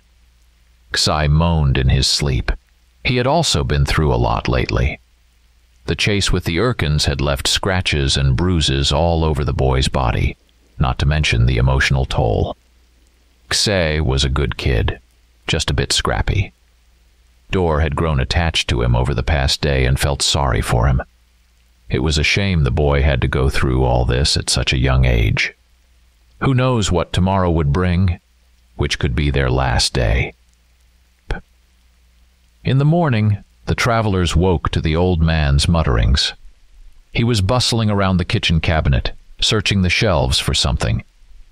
Finally, after a few moments, he found what he was looking for. Crumbling dry herbs into a pot on the table, he turned and said, "All set. Good dawn, friends." Dor couldn't fully trust the old man, but he also had no reason to suspect him. Not only did Barai give them shelter for the night, but he also treated Ksai's side. It hadn't become much lighter. The gloomy trees, their tops disappearing into the sky, no longer seemed so terrifying, and the sense of despair was gone. Life energy, doing everything to make travelers regret being alive. Not dangerous. But be very careful. The absence of phantoms doesn't mean there's nothing else to fear. There are things much scarier than sinister creatures. All right, we need to go. Enough of living here alone. No. I've grown accustomed to this place and won't leave. This forest is magical.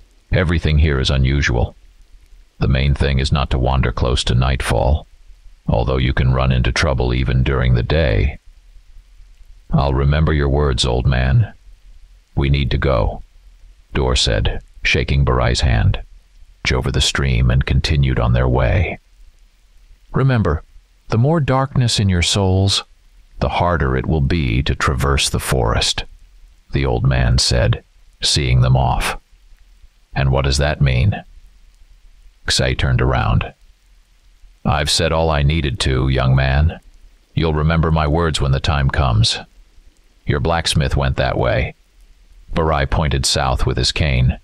Good luck. You'll need it. Hey, what do you mean by that, old man? Do you hear me? Move, kid, Dor ordered. Ksei grumbled at the hunter and walked ahead. The forest was as unwelcoming and gloomy as ever. They headed south, weaving through twisted tree roots and overgrown plants. The feeling of being watched didn't disappear. Constantly looking around, they moved towards their goal, not knowing what lay ahead. The old man's last words troubled Dor. The more darkness in your souls, the harder it will be to traverse the forest, echoed in his mind. What does that mean? But he couldn't forget the main task. Whatever happens, he must bring Siladon and the documents to the Hunters' Guild, alive or dead. Fell to one knee. Are you all right, kid? Dor asked. There was no response. The hunter approached the boy and saw that he was clutching his head, writhing in pain. Are you sick? What's wrong? It's fine, Ksai whispered, standing up. You don't look fine. I said it's fine. Calm down, all right. calm down. Dor understood perfectly well that something was wrong with the boy. Pale face, detached look, and sluggish gait, like a walking corpse, he trudged ahead. It was strange. All the minor cuts and bruises from the battle with the Urkins Barai had treated with his mushroom healing ointment yesterday. Like an eternity had passed. The hunter tried to talk to the boy several times, but Xai responded irritably with short phrases, ending the conversation each time. After a while, his legs grew weak, and a feeling of anger built up in his chest. He didn't have time to understand what was happening before he began to hate everything around him, especially, "I told you I don't want to talk about it. Leave me alone," Xai snapped irritably, with both hands and hurling him over the large roots of an oak tree. Xai tumbled onto the grass, rolled, and hit a tree trunk. "I'll crush you," the foreigner yelled, raising his hands. A few seconds later, Xai, coming to his senses as if after a nightmare, managed to sit up, leaning against the tree. He couldn't understand what was happening. How did he get here? And why was his whole body aching? Where was Dor? There was a crack of branches from the front and a silhouette appeared. Xai, paralyzed with fear, couldn't move. His breath hitched. His heart skipped a beat. He wanted to jump. A tall figure, Dor, holding a sword, slowly approached the boy. His face twisted in a vicious grin, and his eyes burned bright red. He slowly moved toward his victim, then, as if mocking, leaned in and growled. "Ready to die?" Dor, don't," Xai choked out in terror. Dor circled the boy like a beast, growling. "Please, it's me. Dor," Xai cried out through tears. "Kill him. Finish him," said a voice. The warrior brought the sword blade to the boy's throat, leaned in, and looked at him with burning eyes. "Kill him. He led you astray. Because of him, you won't complete the mission. The boy deserves to die. Finish him," the voice shouted. "Dor, it's me! What's wrong with you? Please, Dor!" Xai cried out. "Kill him! Kill him!" "Ah!" the hunter roared and swung his sword. Then he fell to his knees, clutching his head. The sword was embedded in the tree trunk, and his friend knelt before him.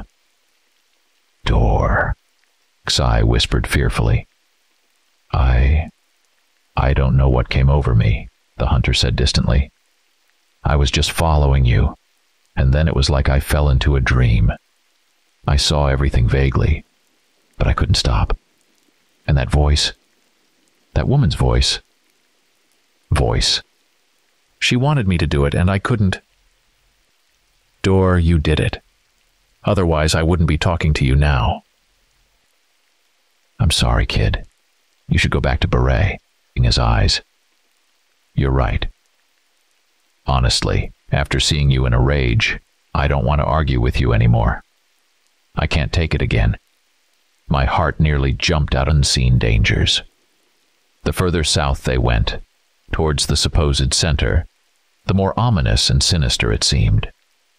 The trees became more twisted, resembling mutilated creatures, with each lost in their thoughts. The hunter thought about the illusion as the forest. What if that's what he meant? Now it all makes sense. Xai also felt uneasy. He had been fine in the morning, then suddenly turned into a weakened and irritable stranger, just like Dor. But unlike the boy, he was consumed by boundless rage, which nearly cost Xai his life. It all fits. The more bad deeds you've done in life, the more that voice can take over you. Xai was still young and probably hadn't done anything terrible, so they just took his strength, while Dor understood perfectly why he was entirely under the influence of the illusion. The past couldn't be changed. Only now did he realize this in the forest, nor now, when he almost lost his life. The boy was right. He could indeed help Dor, and he had already helped him realize many things the hunter hadn't considered. Concepts of friendship, true goal, thinking only of himself. And for what? Completing the mission, Dor would receive a reward and the Elder's approval, which would grant him certain privileges in the Hunters Guild. And what of it? Who would benefit from this besides him?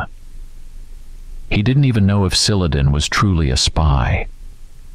What if he really was just a blacksmith, as Xi claimed? What were those documents, and did he actually steal them? Dor knew nothing, blindly chasing the stick thrown by the Elder. Recent events had opened his eyes. What was the point of all this? Xie, a simple pretty boy, ventured into this cursed place, which many wouldn't dare approach, to find out the fate of his friend, if it wasn't too late to save him.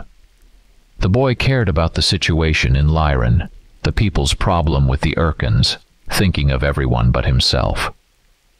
He would undoubtedly give his life, if necessary, to help his friend. These concepts had been alien to the hunter before. Now he intended to correct his mistakes if it wasn't too late. And since he managed to stop and not kill the boy, there was still time. He would do everything to protect Xie from any danger. All that remained was to hope and believe they could get out alive. And if they succeeded, he needed to thank Barre.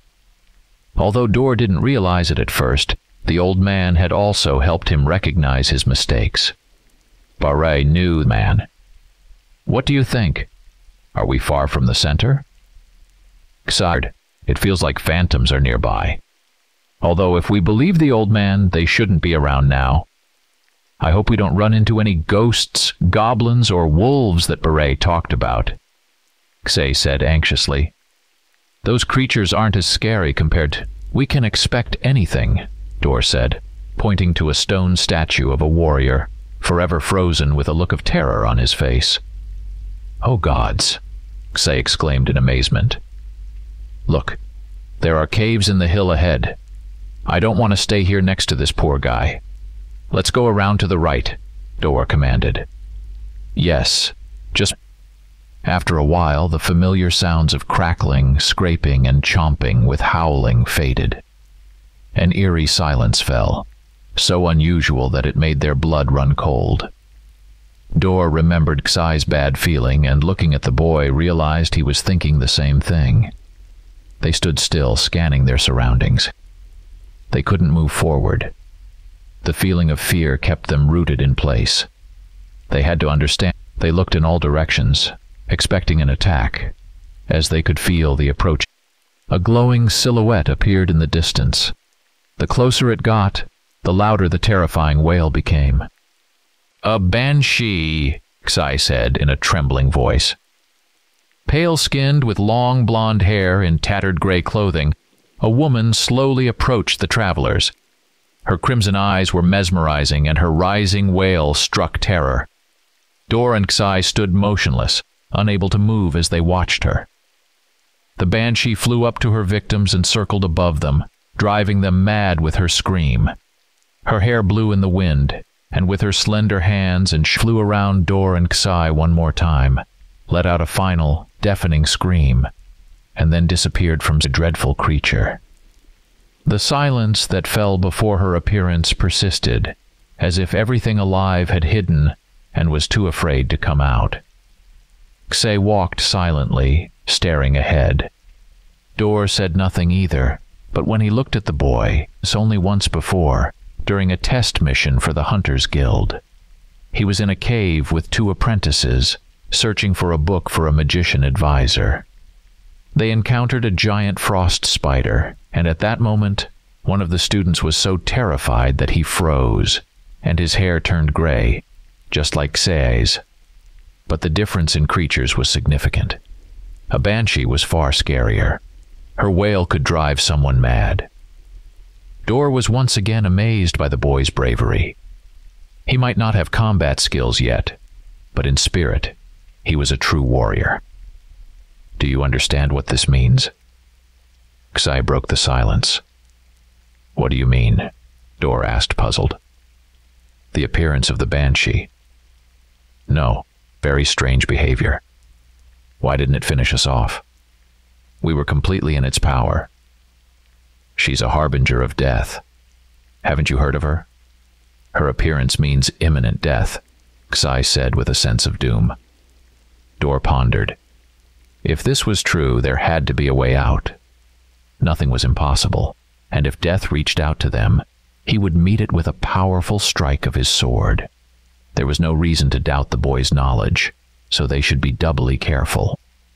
After covering a considerable distance through the forest, which no longer seemed as terrifying after the encounter with the banshee, the travelers faced an unpleasant surprise. A gigantic beast. Circling it seemed a difficult task, as swamps spread out on both sides. The enormous, equally gloomy and majestic oak making them reluctant to approach. Meanwhile, a bright moon appeared in the sky, more insane than descending underground. And there was no point in it. "Here are the usual forest inhabitants," Dor said, breaking the silence. "Let's hope they really are the usual ones," Xai said in a trembling voice. "Kid, do you think?" "A woo-ee!" A wild cry echoed very close. The travelers prepared for battle, looking around and standing back to back again. His perspective had changed. The hunter wasn't thinking about the guild, his duty to the elder, or anything except saving Xai, who had helped him understand the true values in life. It didn't matter who their enemy would be. Shadows began to flicker around them. Dor heard several creatures circling them from different directions, trying to surround, feeling the confidence that now surged within him. "Come on!" A large wolf ran out from the right and charged at the travelers with a roar. Dor reacted in time, pushing Xai back and lunging its razor-sharp teeth. The beast prepared to attack when Dor kicked it in the mouth and then stabbed it in the neck with his sword. Meanwhile, another wolf appeared from behind and rushed at the boy. Seeing the enemy charging at him, Xai wide open, Dor threw a small knife at it. The weapon struck the beast in the head, turning its vicious growl into a pained whimper, and it collapsed to the ground. "Are you all right, kid?" Dor smirked. "I think so. It's nice to encounter familiar predators in this forest," Dor said, helping the boy up. "Kid, what's wrong? They're just wolves." Xai slowly stepped back, and couldn't look away. The hunter turned and froze. A creature stood a few steps away. It was hidden in the shadow of a tree, but it could be seen in general. 2 heads taller than Dor, with pointed ears, it stood on 2 legs, loudly sniffing the air and staring at its enemies. The piercing gaze of its silver eyes instilled fear, sending cowardly chills down their spines. The hunter slowly began to step back when suddenly, "Whoa!" the creature howled, then slightly bent forward, growling and revealing its wolfish face. "Werewolf!" Xai shouted in terror. A moment later, a wolf's howl echoed from the forest. The werewolf moved toward Dor. The hunter shielded Xai, and using his shield for cover, stepped back. After a few steps, Dor swiftly drew another throwing knife and hurled it at the creature. The beast seemed to anticipate the attack and leapt out of the way. The forest was alive with rustling sounds and light growls. Xai stood with their backs against an oak tree.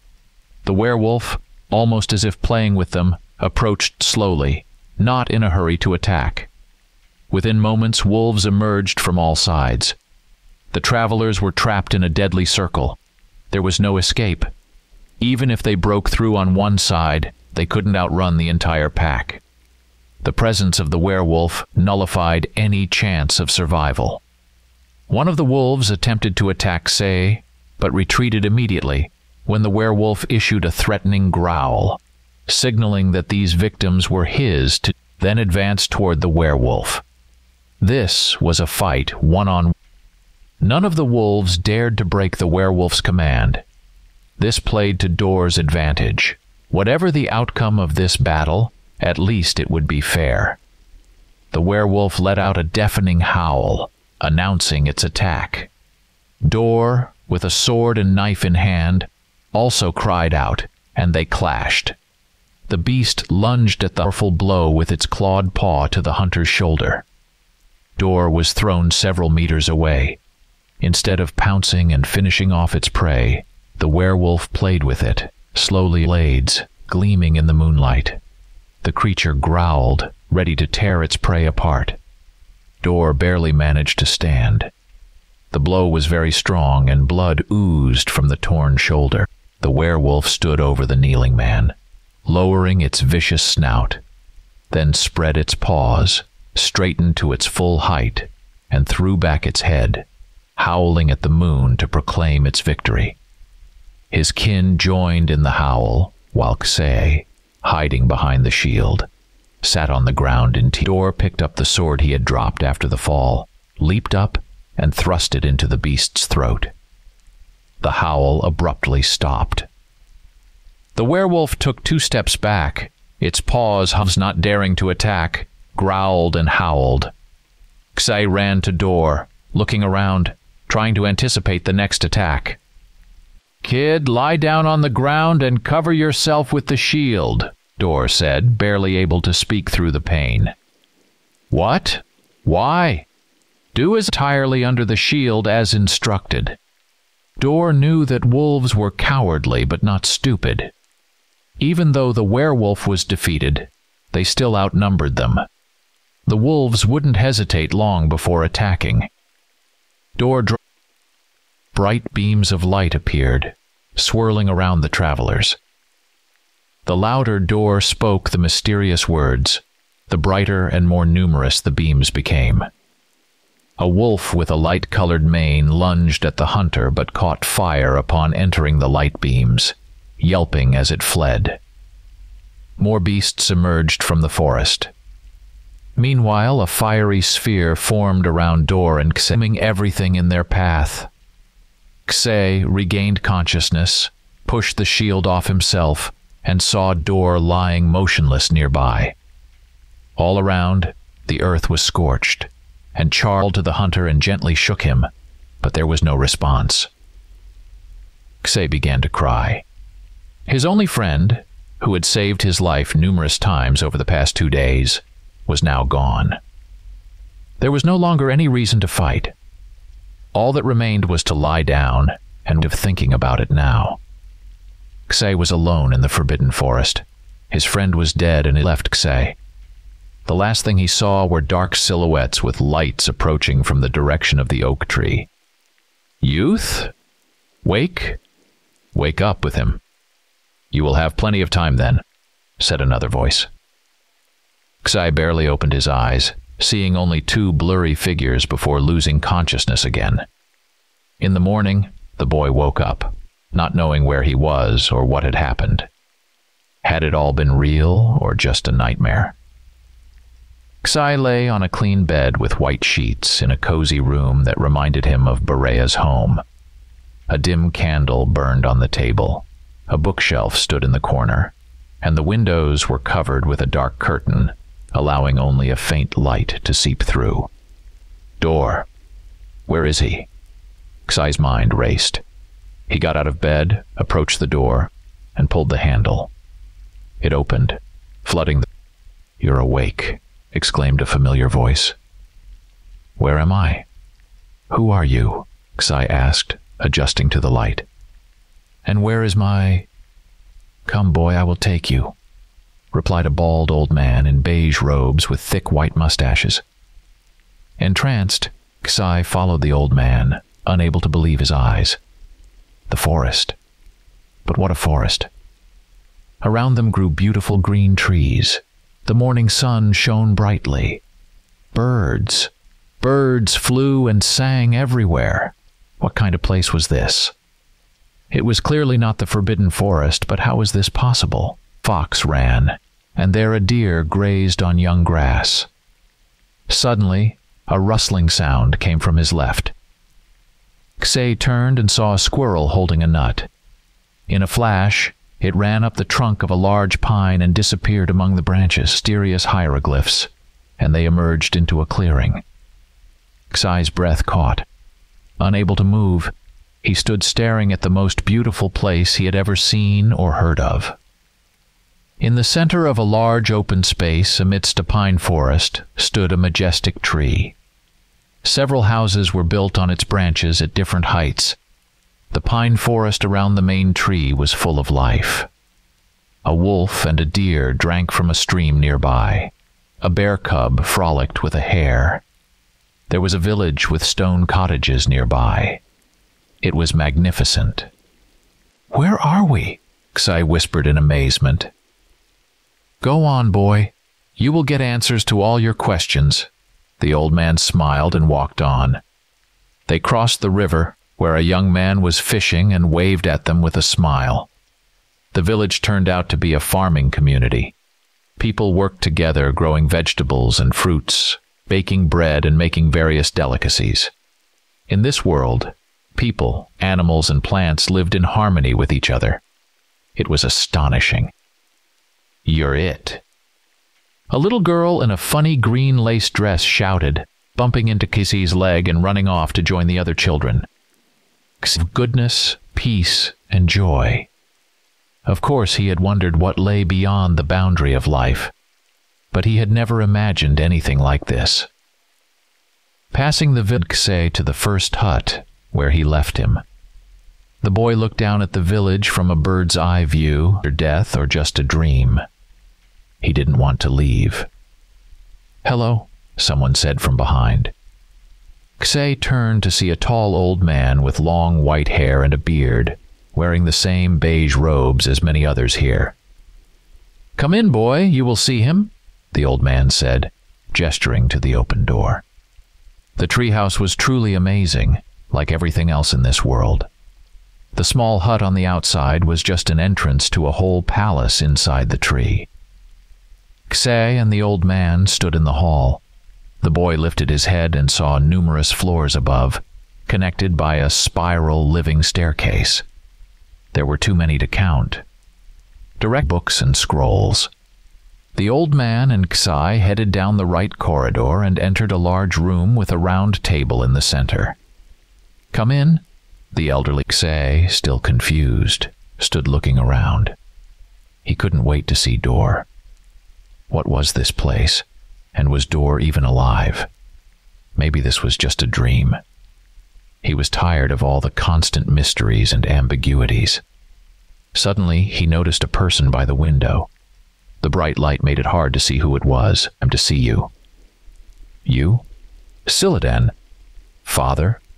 Ksai stammered, moving toward the man.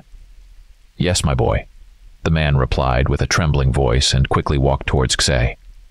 They ran to each other and embraced tightly. "Friend. Dor? Is he alive?" Ksai asked hopefully. They left the room, passed through the corridor, and entered a large hall. The first thing that caught Ksai's eye was the huge far wall of white stone. A majestic tree was depicted on it. An altar stood at the wall, surrounded by many people in beige robes. Among them were men and women, both elderly and mature. Their quiet whispers filled the air. "The council is meeting here. Right now the guardians are deciding your friend's fate," Silidan said, pointing to 3 elders in white robes by the altar. "What do you mean? Who are the guardians? When will you explain everything to me?" "Go ahead." Approaching closer, Ksai saw Dor lying on the altar. "Child, sit down and listen carefully," said a tall elder in a white robe. In his left hand, take his eyes off the unconscious Dor, sat on a bench. Everyone fell silent and looked at the guardian with the staff. "So, child, you have many questions, and your mind demands answers. We will try to help you. To avoid any false impressions, I will immediately explain to you where you are. Everything you see around you, and what you saw on your way here is real. You are not dead, and this is not a dream. Your friend Dor saved you from the werewolf and his pack, after which we brought you here. Where are we? Do not interrupt me, young man. I just don't understand." Silence. The guardian's voice thundered like a storm. Everyone present flinched. "Ah, just like your father," the elder said, glancing disapprovingly at Siladan. "Now then, we are currently in the middle of the Forbidden Forest, deep underground, in the depths of Mount Arcus. We are called the Guardians, guardians of the Tree of Harmony. Similar trees support harmony in the world. Thanks to them, the laws by which all creatures on Earth live exist and are preserved. It has been growing here for millennia, and we protect it from any threat. These are our students," the elder said, pointing to the people among whom stood Siladan. "We enchanted and made the Forbidden Forest as you saw it. It was a necessary measure because people are becoming increasingly cruel and ruthless toward nature with each passing decade. We had to shield ourselves from them to prevent our sanctuary from... Even after death, we remain here, just in a different form. It will not be a long path for you. Afterward, you will become one of us, like your father. He will tell you his story himself. I will only say that he could not return to you, so do not be angry with him. Now it is more important to talk about Dor. He is alive, but currently in a deep sleep. You see, we made the Forbidden Forest a place where travelers undergo a trial that allows us to understand what they are like. Both of you passed the trial, but only you can stay. They run in your blood. Dor saved your life even before entering the forest, though he did not mission. He didn't care who Siladan was to you or whether he was truly guilty. At that moment I was disappointed in the hunter, but Dor surprised me when he treated Berea so warmly. Without trying to steal, insult, or harm, you visited and left. And the hunter even promised to take him away from that wretched place. Usually, travelers took advantage of the kindness and position of the blind old man, and most tried to steal something from his belongings. They didn't know that Berea's appearance was deceiving. Who would have thought that the blind old man was actually a Leshy, the master of the forest? Entrance. So all thieves, robbers, and the like fell under Leshy's control and could not get close to the tree. But he gave you a hint about the upcoming danger. Veressa, the Lord of Cunning and Malice, did not go well for you. You killed you. When I thought it was the end, the hunter managed to overcome her only friend who truly mattered to him. He understood that he had been blindly following the path of selfishness, doing everything only for himself. Dor began to see the world differently thanks to you. Honestly, I was surprised and delighted by this. I thought that for the first time in a long time, fate had given us 2 future students. But I was troubled by the fact that Veressa had been able to control your friend so completely. I turned to Seraphima, and she suggested what the problem was. Dor saved me 3 times. Doesn't he deserve forgiveness? Xai protested, jumping up from the bench. It was not permitted even to interrupt the Supreme Guard. Saved you from death at the cost of his life. But how? You said he was asleep. If he wakes up, he will die before sunset. We cannot heal. Why are you treating him this way? You said he had changed. Xai cried in tears. Understand. Our magic and power depend on the tree, and we cannot heal him ourselves. It does not help us. But there is truth in your words, child. For now, let's go. You have much to understand.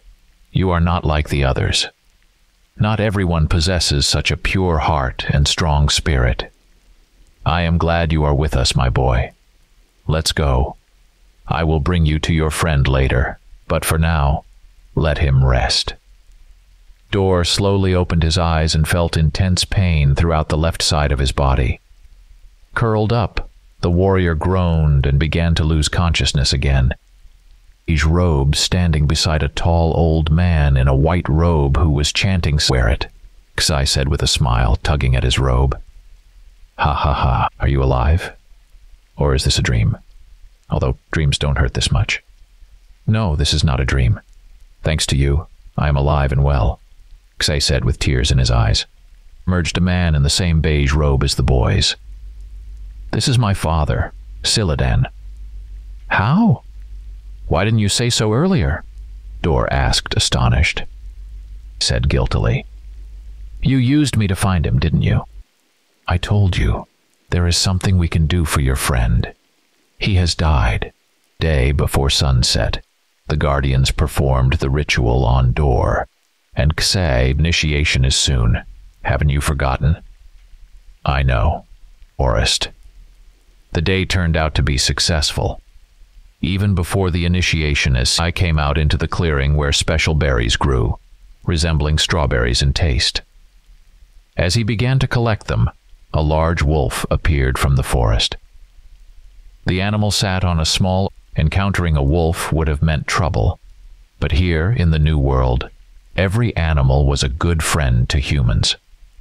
The man approached, took a piece of. "Here, friend, eat," Ksei said, stroking the powerful neck of the animal. The wolf accepted the gift and began to devour it greedily. "You know, I've seen you more." Before disappearing among the trees, the wolf turned back, and Ksei met his gaze.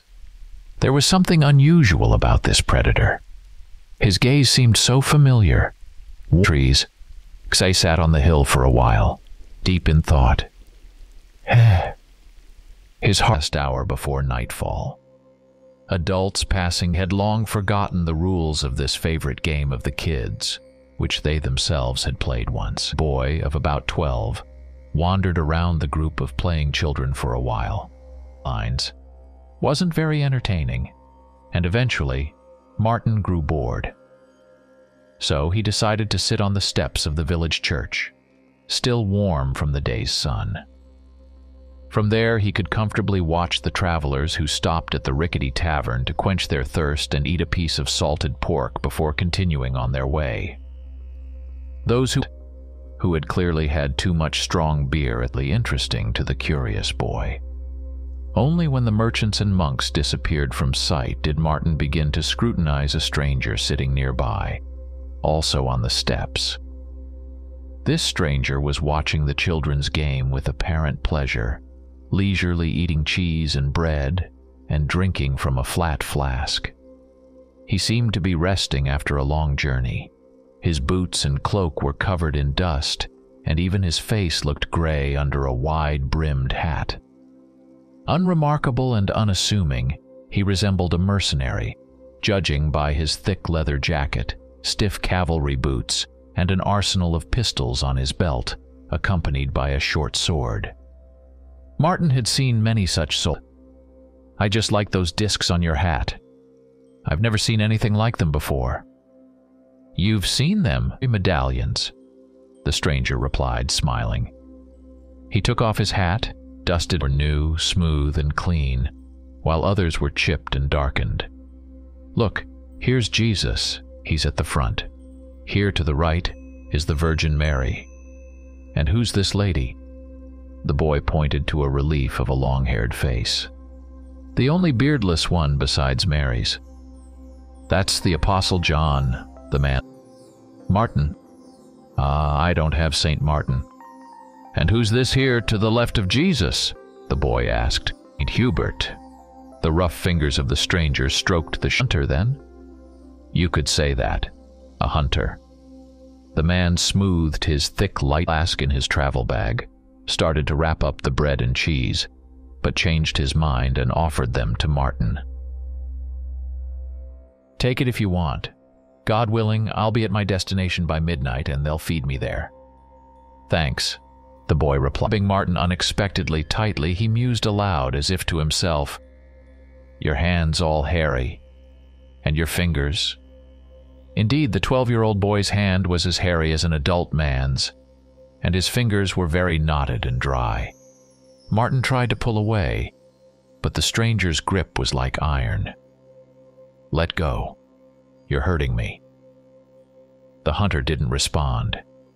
He leaned forward, the brim of his hat touching the boy's forehead, to better examine something in Martin's eyes. He was no longer smiling, and his face had become frighteningly stern. Martin struggled again, and this time not only broke free, but also pushed the stranger so hard that he almost fell backward. "Well, you're a strong one, aren't you, lad?" the man said in surprise, frowning. He quickly stood up, brushed the crumbs of bread from his chest, and threw back the folds of his black cloak. "Martin, there you are. Come on, it's time for dinner," shouted a stout, red-haired woman who appeared from around the corner of the church. "How long must I look for you?" "Is he your son?" the hunter asked. "Yes, mine. And who might you be?" Left side of the woman's face and neck, as if someone had torn at her with their teeth. Noticing this, she covered her neck with a shawl, and then placed her hand on her son's shoulder. "Let's go, Martin. Your father and brothers are already eating." At that moment, the stranger drew a long pistol from his belt and immediately fired it at the boy, faster than anyone could feel the air. Martin staggered back, took a shock. While she and the other people were trying to understand what had happened, the stranger quickly approached a black horse tied to the tavern, grabbed the reins, and leaped into the saddle. Someone tried to stop him, but the stranger silently drew a double-barreled pistol and cocked the hammers. Everyone recoiled, and he spurred his horse and over her son. Sobbing, she looked at her boy's still face, barely seeing it through the veil. Only up close could one discern the figure of a rider, wrapped in a cloak. He sat almost motionless, slightly leaning forward against the wind blowing into his face. Eaten up in the saddle and gaze intently into the tangle of branches. No one was ever seen, and the traveler would calm down again, lovingly stroking the stock of his crossbow but not in a hurry to discharge it. Of course, it was bad for the string, but it was better to replace it after a night ride than to ask an enemy to wait while the German trigger bent the horse and the rider were tired, but they stubbornly pressed on through the darkness. Slowly and cautiously, to avoid tumbling down the rock-strewn cliff on the right side of the road, but without stopping, step by step, a darker shade of black finally became distinguishable, the outlines of towers and walls rising above the surrounding mountains. Not a single light indicated that there might be anything more alive there than ancient stones. The rider relaxed and sighed. The journey was coming to an end, as was another chapter in life. Morning would begin a new page in the book of his fate. Now he could discharge the crossbow and put away the bolt. The tip gleamed with silver and disappeared into the quiver, the trigger slowly releasing the string. And now the climb was behind. The road ended at high gates, fronted by an iron grill. They looked as if they hadn't been opened in a couple of centuries. The rider stopped his horse and waited. No signs, no knocks, no horn signals. Only someone invited could enter here. A torch flashed between the battlements. Then an arrow wrapped in a rag struck a wooden post by the gate, providing more light to the invisible observer. The rider threw back his hood, revealing the face of a girl about 17 years old. "Open up," came the voice of a guard from somewhere above. The heavy grill silently slid up. The gates creaked and opened. The girl urged her horse forward and rode inside. Another grill rose ahead, allowing her to enter the courtyard. "Welcome to the monastery," the guard said briefly, and he and his companion began to close the gates. A monk in the stable took care of the tired horse, and the rider hurried to the main building. On the porch, a tall, broad-shouldered man in a purple velvet doublet was already waiting, pacing impatiently. Of course, it was Hermann Urs, who couldn't sit still, waiting for his student. His face was aged by deep wrinkles and a gray beard, but the girl knew he hadn't yet fully reached 50 years old. "Melissa Mornevand? Oh, my child, you're finally here. We were starting to worry," he said, hugging her tightly. "Am I late?" "A little. Everyone else is already here." "And my brother?" "Of course. Theodore arrived before sunset. Let's go." The narrow corridors of the monastery weren't dark. but the light of the torches along the walls didn't give the ancient stones a warm amber hue. Their rough surface remained gray. The cool air filled the building with the scents of incense, burning candles, and fragrant herbs. Herman led the way, confidently finding the necessary turns, and Melissa tried to keep up with him. The monks in white Dominican robes stepped aside, giving way, then watched the teacher and the girl from under their hoods. Melissa's heart was beating fast, not because of the speed at which they climbed the stairs and passed through the quiet chambers, but because it was her first time in the monastery, and the thought filled her with both pride and anxiety. Finally, they climbed a creaky spiral staircase to the top floor. Right in front of them was a slightly open black door, from behind which bright firelight spilled onto the floor. Melissa entered behind Herman and found herself in a room lit by dozens of candles, resembling a hall in a small knight's castle. With colorful stained glass windows in narrow high windows, a wide and hot fireplace, and 3 long tables set up in the shape of a P. Each of these tables could accommodate a couple of dozen people, but only one was currently filled. Melissa recognized only half of those present, so she felt a bit shy when everyone turned to look at her. Shyness in the presence of strangers had always been her weakness, and she always tried to fight it. So now, feeling her anxiety grow and a blush spread across her cheeks, Melissa got angry at herself for not being able to remain calm. "Hello, sister," said her brother, approaching to lead her to the table. "What kept you?" My horse turned out to be worse than the merchant in Cologne promised. It tires too quickly." She didn't want to admit that she had initially taken the wrong road and arrived at the monastery 12 hours later than she intended. Her older brother's presence helped her calm down and relax. Theodore Mornevand had always taken care of his sister to the utmost, especially since their father's death, and Melissa was very attached to him, though she sometimes felt a bit frustrated that Theodore still saw her as a child. Of course, an 8-year age difference was significant, but she was no longer 10 or 15 years old, and it was time to make adjustments. Unfortunately, her conservative brother was exceptionally consistent in his habits, and it was hard to change an opinion he had already formed about something.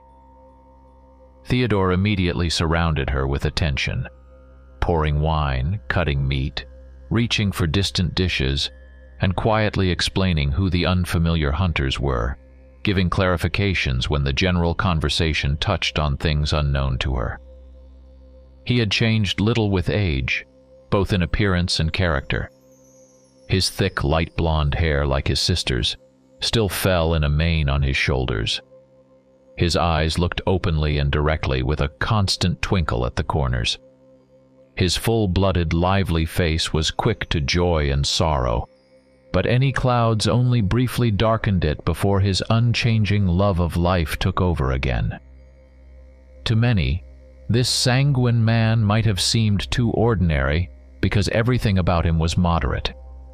He was slightly overweight, but not excessively, not short, but not much taller than average, loved to eat, but wasn't a glutton, enjoyed wine but never got drunk, and was fond of women but never lost his head over them.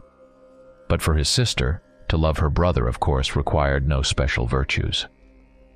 Gradually, her shyness faded, and now all that remained was pride in being in such a place, the nearly unknown monastery that had given refuge to the Morgenstern, a society of hunters of a special kind.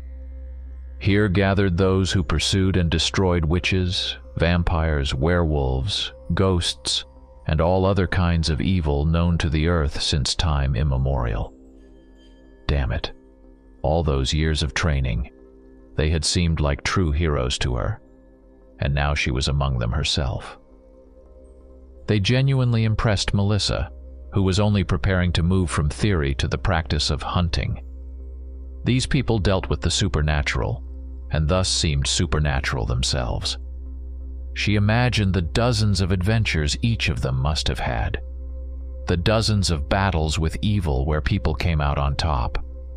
It couldn't be otherwise, since they were sitting here, because such a profession required a person to first and foremost eradicate one purely human trait, the tendency to make mistakes. As was about who had encountered what since the last gathering. Since failure almost always in successes. Some stories were sad, and after them toasts were raised to another fallen comrade. Others, and hunt for witches, was forced to confront a real witch, vampire or witch hunter. Very tall, thin, with long bony arms and an unsmiling wrinkled face. He wasn't very old. Rather, he had aged prematurely due to an ascetic lifestyle and self-mortification, and the suffering he had endured in the past, about which no one knew anything, hung lifelessly, resembling pale, thin roots of plants growing through the ceiling of an underground passage. During dinner, Conrad hadn't said a word, only ate black bread and washed it down with water, endlessly muttering the Pater Noster to himself. "Conrad, my friend, why aren't you joining our conversation?" Hermann Urs addressed him from the opposite side of the table. Eisenholm lifted his eye. "You know, Hermann, I just prefer listening to talking. Don't you have anything?" Or waved his translucent hand dismissively. "Oh, come on, Eisenholm. Tell us who your last is as victims or prey," emphasizing who was hunting whom. "The last victim," Conrad repeated, recalling. "I recently finished off a female vampire. Her name was Eliza." A murmur of approval ran through the ranks. Vampires were rightly considered among the most dangerous of all evil creatures. "Mar or Eliza of Weissenberg?" asked a young hunter with a sallow, puffy face and large, lively eyes. "Of Colmar. My friend Athanasius had been tracking her for the last 5 years. But at the end of the summer she came to him at night and killed him in prey." Conrad smirked, and the smile on his bloodless lips resembled the first cut on a white corpse made by a doctor during an autopsy. "I successfully hunting for 3 centuries. Putting together the scattered information, probably appeared. He persuaded her to become the same damned creature for the Lord as he was, because her will was weakened not only by the desire to live, as lovely as little angels, blonde and rosy. Athanasius failed to find Eliza's lair, and so did I. So I killed her not during the day when vampires sleep, but at night, when she came to her children. She visited them twice a month. I had to lie in wait for her visit, but that wait was truly sweet to me. When the vampire finally appeared in the house, I had to delay a bit to calm my excitement. Eisenholm's face became so stern it was as if his enemy was standing before him again. Through the window I saw perfectly how she played with her children. From the outside, Eliza looked alive, so cheerful, beautiful. But she was long a dead shell around a damned soul that had lingered too long on its way to hell, he exclaimed, slamming his fist on the table. Such a sudden display of strong emotions was all the more frightening because Eisenholm usually didn't even raise his voice. I entered the room. She rushed to the windows, but I had already hung crosses on them, just as I had on the door. She realized she was trapped and lunged at me, but I was well prepared for the fight. With these words, the hunter touched a bundle of amulets still hanging on his sunken chest. I finished her off right there in front of her beloved children, by all the canons. Chopped her up with a consecrated axe, drove a silver-tipped stake into her heart, beheaded her, said a requiem prayer and watched as her cursed body burned to ashes in the holy fire. Melissa looked at Conrad and saw that he was calm again. The flash of fire in his eyes had faded, dissolved in the cold gray of his irises. I think her children should be grateful to you. You not only saved them from a possible fate, but also left a well-kept garden," observed one of the few women at the table, a charming brunette in a blue silk dress, in a melodic voice. Other hunters whispered in admiration. Few of them would have willingly fought a vampire at night during its time. Eisenholm hadn't told how he had actually defeated the vampire, but it must have been a hard task, truly worthy of the living legend that he was. And it was evident that despite all his modesty and indifference to praise, the reverence of the young hunters for his skill greatly warmed the old hunter's heart. Several more stories were told, but they didn't impress Melissa as much as the slaying, or rather, the deserved execution, of the vampire in her children's home. She remembered all the information about this type of evil written in her notebooks, and could imagine what incredible willpower the outwardly fragile Eisenholm needed to accomplish his plan. The girl pictured herself in his place, and the thought of such a situation made her fear her possible weakness. She scolded herself for this sensitivity just as she did for her shyness, and tried to distract herself from such thoughts by listening more attentively to the conversation. At night, Melissa was placed in a narrow cell where monks had already made up the hard bed with a clean sheet.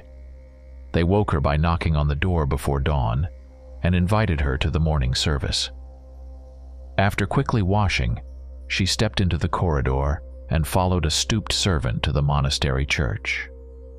The sounds of choral singing, hovering somewhere under the vaults, the silent figures of the monks, the smell of hot wax and incense, made the strongest impression on the not yet fully awake mind. This ordinary service seemed solemn and special, and the girl felt as if God was listening to her very closely, because now this church, like a ship, had sailed very close to him.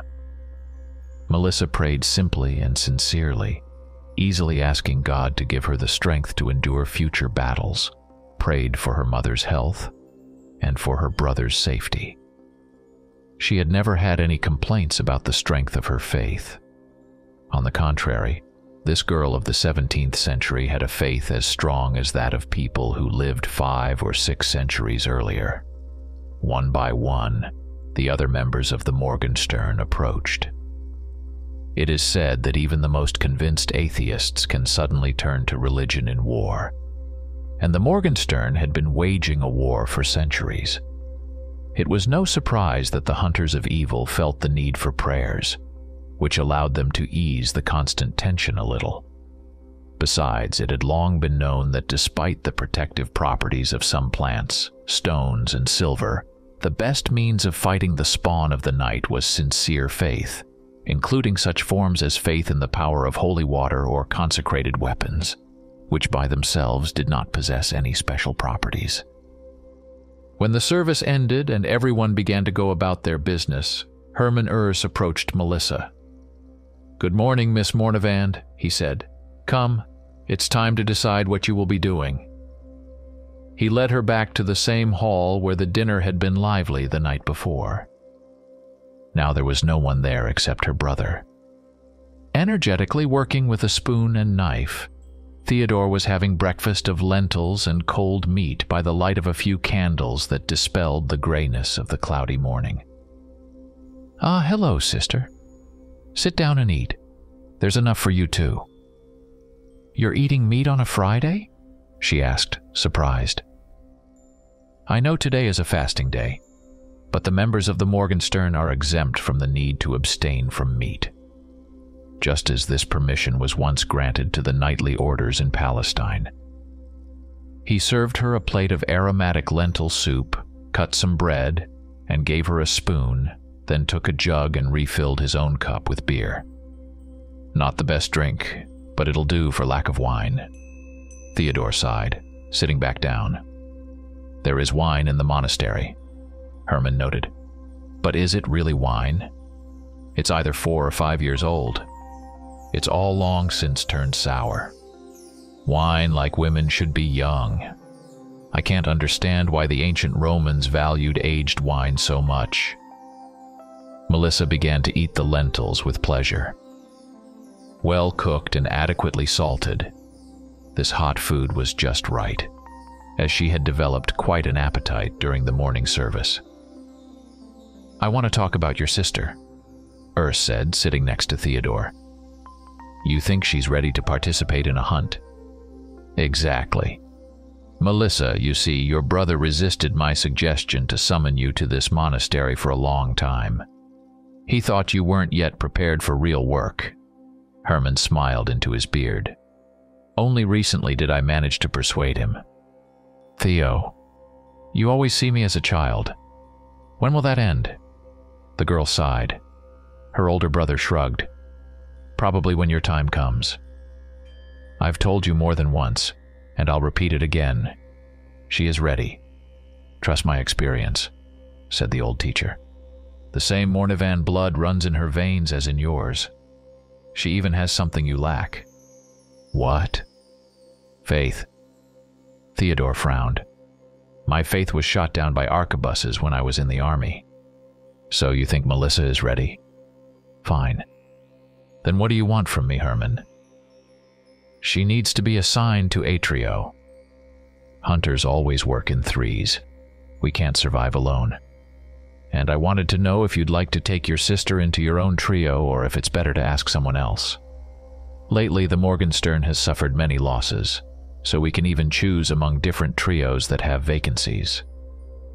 Theodore stood up and went to the window, opened the pane made of colorful pieces of glass, and looked down into the courtyard. There was no rain yet, but the sun couldn't break through the leaden clouds. The diffused, weak light made everything around as gray as the sky. The wind, entering the hall, began to flap the white shirt the young man was wearing. "What a weather," Theodore muttered, shivering. Both Herman and Melissa knew the character of the elder Mournivan well. Since childhood, he had liked to avoid awkward questions by talking his interlocutors into forgetting what they wanted to know. Then it became a habit, and quickly switching his attention to other subjects and then back to the problem at hand helped him find the right solution. When the service ended and everyone began to go about their business, Herman Urs approached Melissa. "Good morning, Miss Mournivan," he said. "Come, it's time to decide what you will be doing." He led her back to the same hall where the dinner had been lively the night before. Now there was no one there except her brother. Energetically working with a spoon and knife, Theodore was having breakfast of lentils and cold meat by the light of a few candles that dispelled the grayness of the cloudy morning. "Ah, hello, sister. Sit down and eat.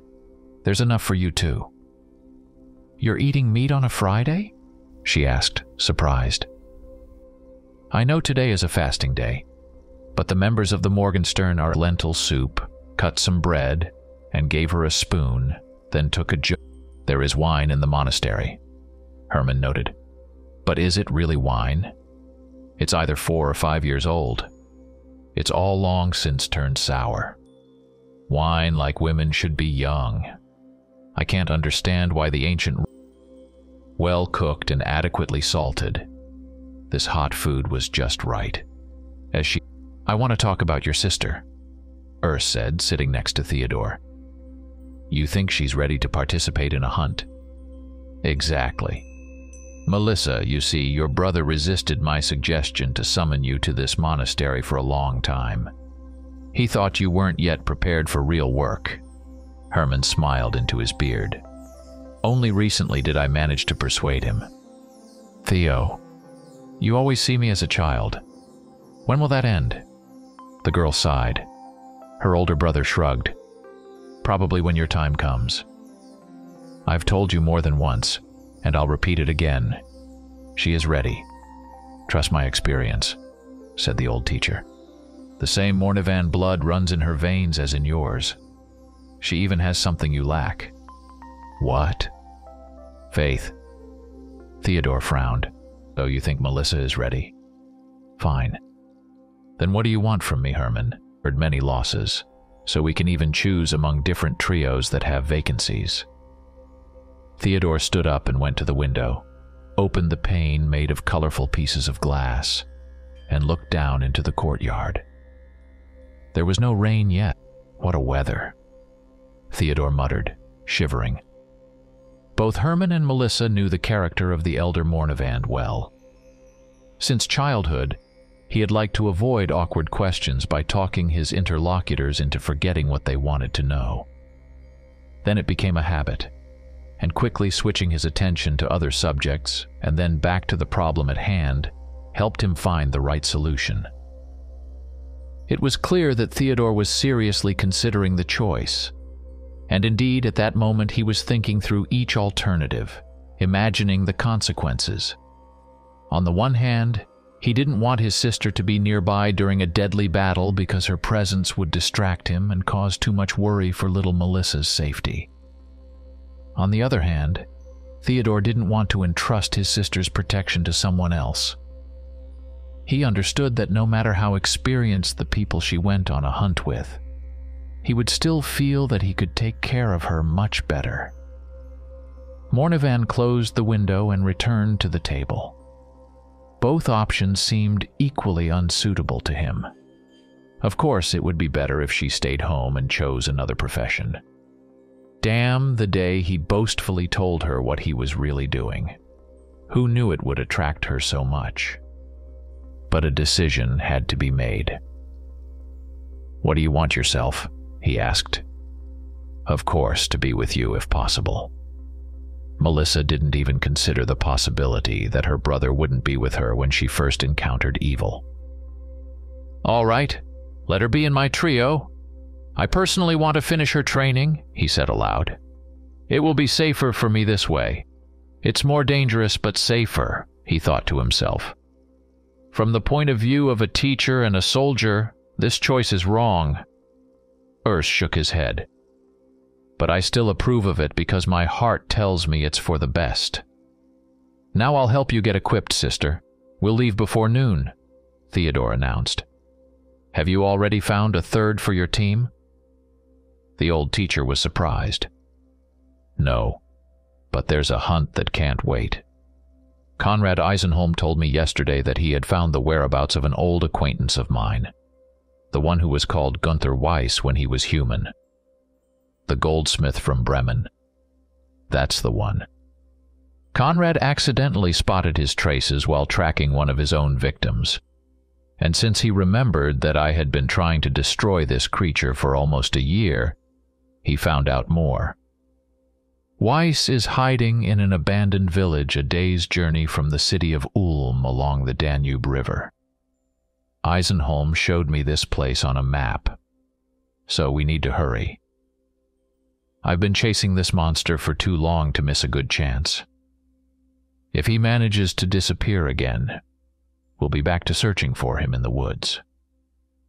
Theodore was burning with excitement, and any delay seemed unbearable to him. He knew Herman would object to hunting with an incomplete team, but such arguments held no weight for him now. "You're making a mistake, Mornevand. First form a trio and then go hunting. You know that the custom of working in threes wasn't born out of nowhere. It's a lesson written in blood. In a trio, each person has specific duties, and all action plans are pre-calculated. You know our rules. None of them are meaningless. Ignoring them often leads to death. Well, I'm still alive, and I've never been one to strictly follow the letter of the rules. You're alive, but what about the other two in your trio?" Theodore fell silent and lowered his eyes. He wasn't the kind of person to be guilt-tripped so easily. Moreover, he felt no guilt for the recent failure, having carefully analyzed it and found no fault in himself. Out of politeness, he had to at least pretend that Herman's words were taken into consideration. Melissa really wanted to ask how Theodore's friends had died, but she felt it wasn't the right time to talk to him about it. After a while, the young man raised his head and waved his hand. "Come on, I'm not going after vampires this time. Weiss isn't even a real werewolf. He's not particularly difficult.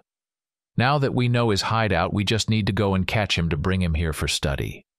He's a unique specimen, with no analogs or even a name. It would be great to get him for our laboratory." "Precisely. He's unique," the teacher persisted, defending his position partly out of principle and partly because he taught this to the young recruits year after year and had to be honest with himself. "You don't know all his abilities or how he managed to fool you several times and nearly kill you. Pure luck.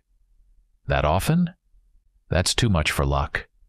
And you're not Eisenholm, who can handle any enemy alone." Mentioning the legendary hunter was a mistake on Ursa's part. Even if Theodore had doubted the need for reckless actions, this would have reignited his enthusiasm. Besides, Mornevand was already experiencing a surge of energy and excitement, reminiscent of his cavalry days before a headlong attack with equal chances of breaking through the Landsknecht's lines or being cut down by a volley of arquebuses. After all, those who joined the cavalry had very understandable character traits. Melissa also wanted to go quickly to test herself in the hunt, but her discipline protested against breaking the rules. So she said nothing. But her fiery gaze further strengthened her brother's resolve. "No, Herman. I've made up my mind. We're going." "Well, damn you both, go. You Mornevands are both stubborn to the extreme, and I wash my hands of it." The old teacher unexpectedly laughed. Deep down, he was glad he couldn't shake Theodore's confidence. A certain amount of audacity suits a good hunter. Besides, Herman didn't know if his caution was correct or if it was just the age that had cooled his blood. "The arsenal. How I love the preparation stage," Theodore almost purred. This sanctum sanctorum of the Morgenstern was located deep underground behind an iron-bound door. The silent gatekeeper, a sullen, lame man with an unusually long nose, refused to give them the keys and descended with the Mornevands to unlock the numerous locks himself. Having performed this high duty, he sat on a bench at the entrance and began clicking the beads of his rosary. What the hunters would do inside was none of his business. His main concern was to securely lock everything when they were done. Theodore entered first, lighting torches along the walls from his own. Once it was bright enough, Melissa looked around and thought this place remarkably resembled the library in the Dominican Abbey where she had studied under Hermann Ur's sturdy shelves rose forward and upward, but instead of books and scrolls they held weapons, amulets, and quite mundane items like hourglasses, bundles of candles, or blocks of wax. The girl looked at them without much interest, for now they were not life-saving tools but torture instruments from her recent exams. Theodore watched with a warm smile as his sister walked along the shelves, examining silvered sabers, aspen stakes, witch detectors, and protective talismans. How she's grown, he thought. That's what happens when you only see each other in passing for a couple of days at home. A brother's partial view couldn't tell how beautiful his sister was. For him, she would always be the best. "First, let's decide on the armament," he finally said. "What would you like to take?" "I have weapons. Herman gave me a sword when I passed my final exams. Besides, I bought myself a crossbow." "What kind of sword?" "Just consecrated, I suppose, and nothing else?" "Well, yes, consecrated. What else could it be?" Melissa was surprised. "With a silver coating." "Is it enough for close combat? You can find something better here?" "It's plenty. In the exam, we had to kill a ghoul in the arena, and I did better than anyone. The sword almost decapitated him." A good choice for a training monster, Theodore thought. Ghouls are just corpse eaters, more disgusting than dangerous, but they're nimble. Just right for a hunter candidate, whereas I had to learn on the fly with a real werewolf. He felt a suppressed jealousy. He hadn't been lucky enough to receive such training from the best teachers. Theodore was more of a self-taught hunter. acquiring missing knowledge from his own mistakes, a dangerous method in his trade. Hermann Urs had already told him that Melissa was more gifted and would become a more successful hunter than her brother, and the elder Mornevand had then rejoiced for his sister. Apparently deep down, a residue remained, some envy or wounded pride, stinging more and more with each proof of Melissa's strength.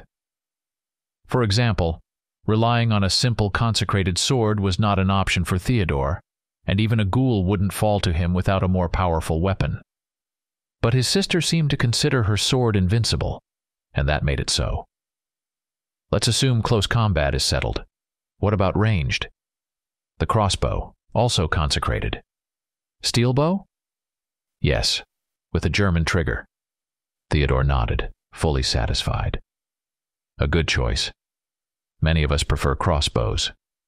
In war, they no longer compete with arquebuses, but on any kind of hunt, they are indispensable due to their many advantages. Wouldn't you like to take something with gunpowder? His sister waved her hand dismissively. I don't like firearms.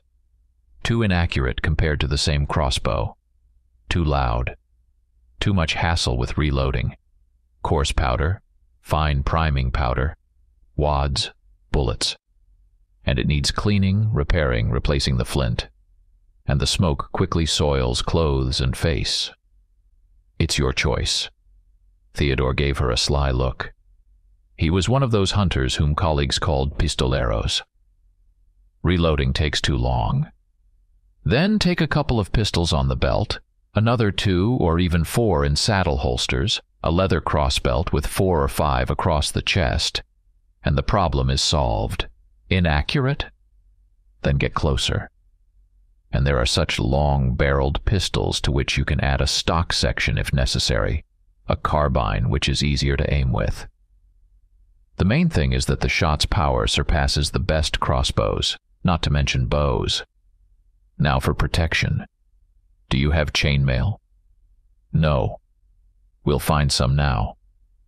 A light but strong chainmail was found, along with gloves of tough leather and a steel gorget to protect the neck. Then Theodore began wandering between the shelves himself, collecting items he deemed necessary. Protective amulets against werewolves and vampires, a set of crosses, silver stakes, a simple compass, a witch's compass, with a needle floating in holy water that always points to the nearest witch, and much more. He took one item, another, remembered something else essential, went back. Of course, most of it probably wouldn't be needed, but the hunter preferred to anticipate every contingency, as it was his sister's life at stake. He would have been content with a minimal set himself. Melissa packed the items her brother handed her into her bag without objection. She enjoyed his care and just smiled, watching Theodore's bustle. When the elder Mornevand was satisfied with his protégé's equipment, he had to decide if he needed anything for himself, but nothing came to mind. It seemed he had already prepared everything the night before after Eisenholm told him about the discovered monster. "We have new grenades," the gatekeeper suddenly said, "on the shelf next to you." He said this and then returned to his beads. Theodore turned. In a box lay spheres with explosives. Rows of their round sides reminded him of exotic treats, oranges brought from afar at Christmas, and sold at exorbitant prices. These grenades differed from regular ones in their smaller power and size. Hunters needed them for single enemies, as the minions of the night, thank God, didn't yet form battalions. Ah, finally. I've been waiting for them. He took them out of the box like a child takes gifts from a Christmas box. At first he wanted to take 6, but reason asked how to carry such a weight, and in the end Mornevand's greed settled on 3. "Aren't you afraid to carry them in your bag?" his sister asked, seeing how carelessly Theodore threw the grenades. "Nothing to worry about as long as the fuse isn't lit," he smiled. At such moments it seems like I'm not the younger child between us, Melissa thought, tying her bag. There's a beast in every person. Some let it out. Gunther Weiss was from Bremen. In his youth, he was taken as an apprentice by a jeweler, and after many years of study and work, the young man was fortunate enough to replace his master and become a full-fledged goldsmith.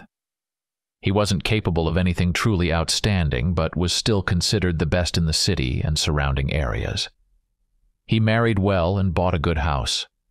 In short, his life was just wonderful, until a new jeweler appeared in Bremen, a certain Klaas from Antwerp. Naturally, he set up shop on the same street as Gunther. In Bremen, as in other cities, craftsmen settled by profession. On the riverbank were potters who needed clay. Closer to the outskirts were the smelly tanners and dyers, noisy blacksmiths, and charcoal burners. But goldsmiths could settle in a privileged area, closer to potential customers. So Master Klaas set up his shop, and from then on, Gunther had no peace. He jealously watched as clients went to his competitor. How many people, how much they bought. Very soon, everyone in the city knew. Klaas made jewelry that was hard to match, even if you traveled the whole world. Weiss didn't lose his income. The newcomer from Antwerp kept his prices too high, and not everyone could afford to go to him. But the awareness of the stranger's superiority gnawed at his mind like a hungry dog at a sweet bone. Friends would tease him, saying that he couldn't make a ring or a diadem as elegantly as Klaas. Such conversations brought no joy to Weiss, and the more skilled Klaas became, the more Gunther envied him. Then, one frosty December morning, the master from Antwerp was found torn to pieces in his own home. The terrified maid swore it had been done by a huge beast covered in golden fur. In the middle of the night, the monster had smashed through the sturdy door, attacked Klaas, wreaked havoc in his home, and then disappeared into the darkness of the night streets. Not a single window was lit, not to mention a lantern. Friends noticed that Gunther Weiss was happy. The highly skilled craftsman would no longer cause him grief. Then the monster appeared again in Bremen, 12 times in one winter. Always in the craftsman's quarters. Sometimes it killed the best engraver, sometimes the well-known shoemaker. The last victim, a tailor, was a brave lad and didn't go down easily. He woke the entire house with the noise of the fight and managed to get out into the street. Luckily for him, the night watch was passing by. The guards saw the tailor fighting off the beast with his grandfather's falchion and rushed to help, firing several shots. The monster fled, but it had a hard time. A trail of blood drops stretched along the pavement. The watchman followed it for 2 blocks, but then the trail went into the river and disappeared. The brave tailor, however, died from his wounds right there on the street, not even making it to a hospital. The next morning, it was discovered that Weiss had disappeared from the city. His wife said he had left on business, but people still looked at their house with suspicion and started talking. When a week later the wife also disappeared, they openly declared that Gunther was the monster, a werewolf, cursed by God for his envy. After that, the golden-furred beast was spotted in various places in Germany, and soon the Morgenstern took an interest in the strange case. Members of the society went to all the corners where the golden-furred werewolf had been seen. They talked to survivors and witnesses, compared facts. Step by step, they reconstructed the full picture. This is how they learned the whole story of Gunther Weiss, which Theodor recounted to his sister on the way to the city of Ulm. Again, Melissa was afraid to ask how the other 2 hunters in Theodor's trio had died. She also didn't start a conversation about why it had been so long and difficult to capture or destroy Gunther Weiss. They traveled quickly. Theodor mentioned that when he served in the cavalry, they would cover 3 whole Saxon miles and a third each day, 5 days a week, with 2 days of rest. Now, each of them had 2 horses, one for riding, the other resting, walking unburdened. This way, by switching from saddle to saddle, they covered 8.5 Saxon miles each day. The horses didn't need stops, resting better on the move than standing still due to a strange equine peculiarity. Accustomed to such transitions, Theodore handled them with ease. With his sturdy build, he had always lagged behind his peers in races during his childhood. But this only deepened his love for horses, and he often spent more time riding than standing on solid ground. His sister, on the other hand, was somewhat afraid of horses, perhaps because, being slim and short, she perceived them as huge and dangerous creatures, although they had never harmed her. During the long ride, Melissa bruised her buttocks and grew tired of the constant swaying, but she did not say a word to her older brother, whether out of pride or that deeply hidden shyness. Conversation during the journey initially did not flow well, much to Theodore's disappointment. He loved to talk a lot, talk loudly, and not always about relevant matters, as long as it wasn't silence. After telling his sister the story of their prey, he quickly inquired about all the news from home. They exchanged a few words about the weather, which left much to be desired, and then fell silent, finding no more topics. In truth, the only point connecting their inner worlds was their shared profession, but neither brother nor sister wanted to talk about Morgenstern. The elder Mornevan suddenly realized that he knew absolutely nothing about Melissa, as all his knowledge about her favorite games and books was apparently outdated. Love and care not only do not need anything besides the object, but can exist without any connection to the qualities of that very object. His sister had grown up, transformed from a girl into a young woman, and simultaneously became a completely different, unfamiliar person. Usually, one can only see the most distant traces of childhood in an adult.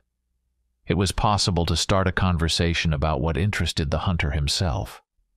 But that seemed useless and even rude.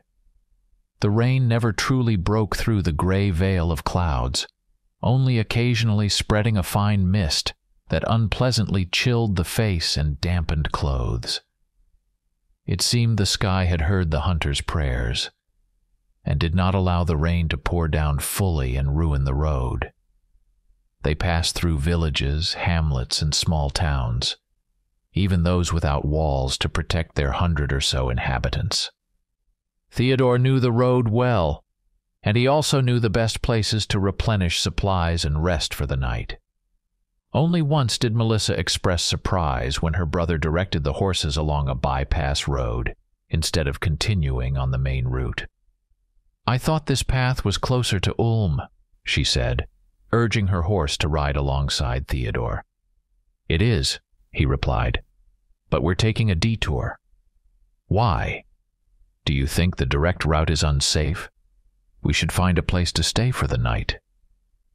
The elder Mornevan glanced grimly at the October sun peeking through a narrow break in the grayness.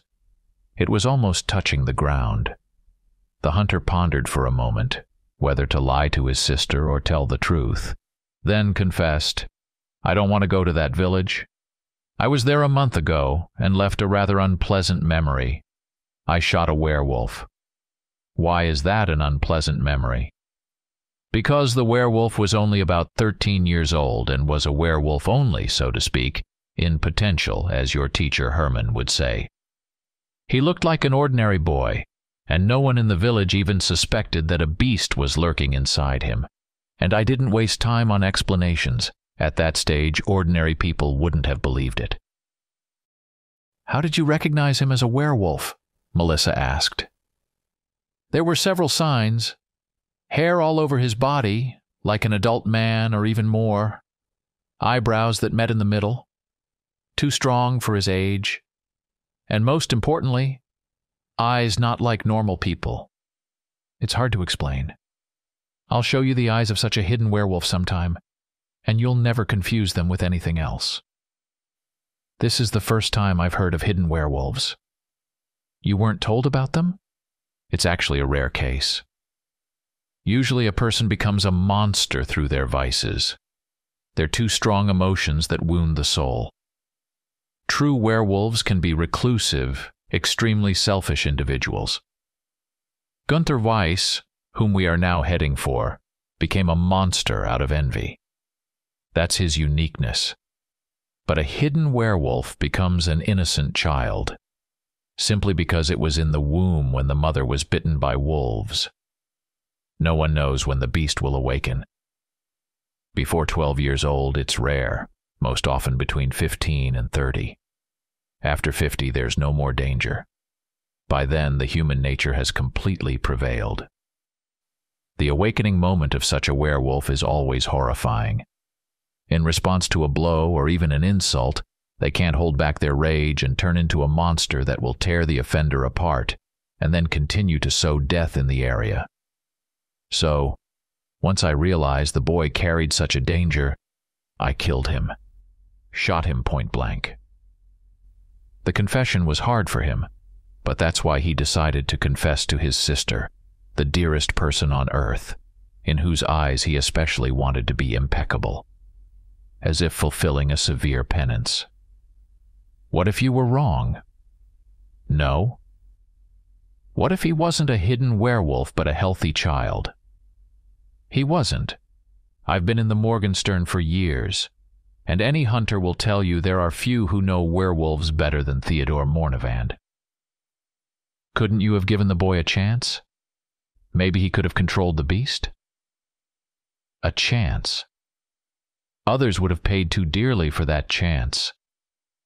And when deciding whether to sacrifice one life or put many at risk, the hunter's answer can only be one.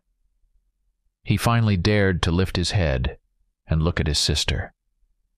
Melissa was torn between two conflicting feelings. Her heart rejected the cruelty of the verdict, but at the same time, her mind understood her brother and imagined how difficult a choice he had to make. Situations like this are among the most common and hardest in our profession, the hunter continued. When I was younger, I also struggled with doubts. I sought answers in the books of the Holy Fathers. Neither Thomas Aquinas nor Blessed Augustine spoke of what to do in such a case. But I read them carefully and understood that the hunter's duty is to destroy the traces of evil without hesitation.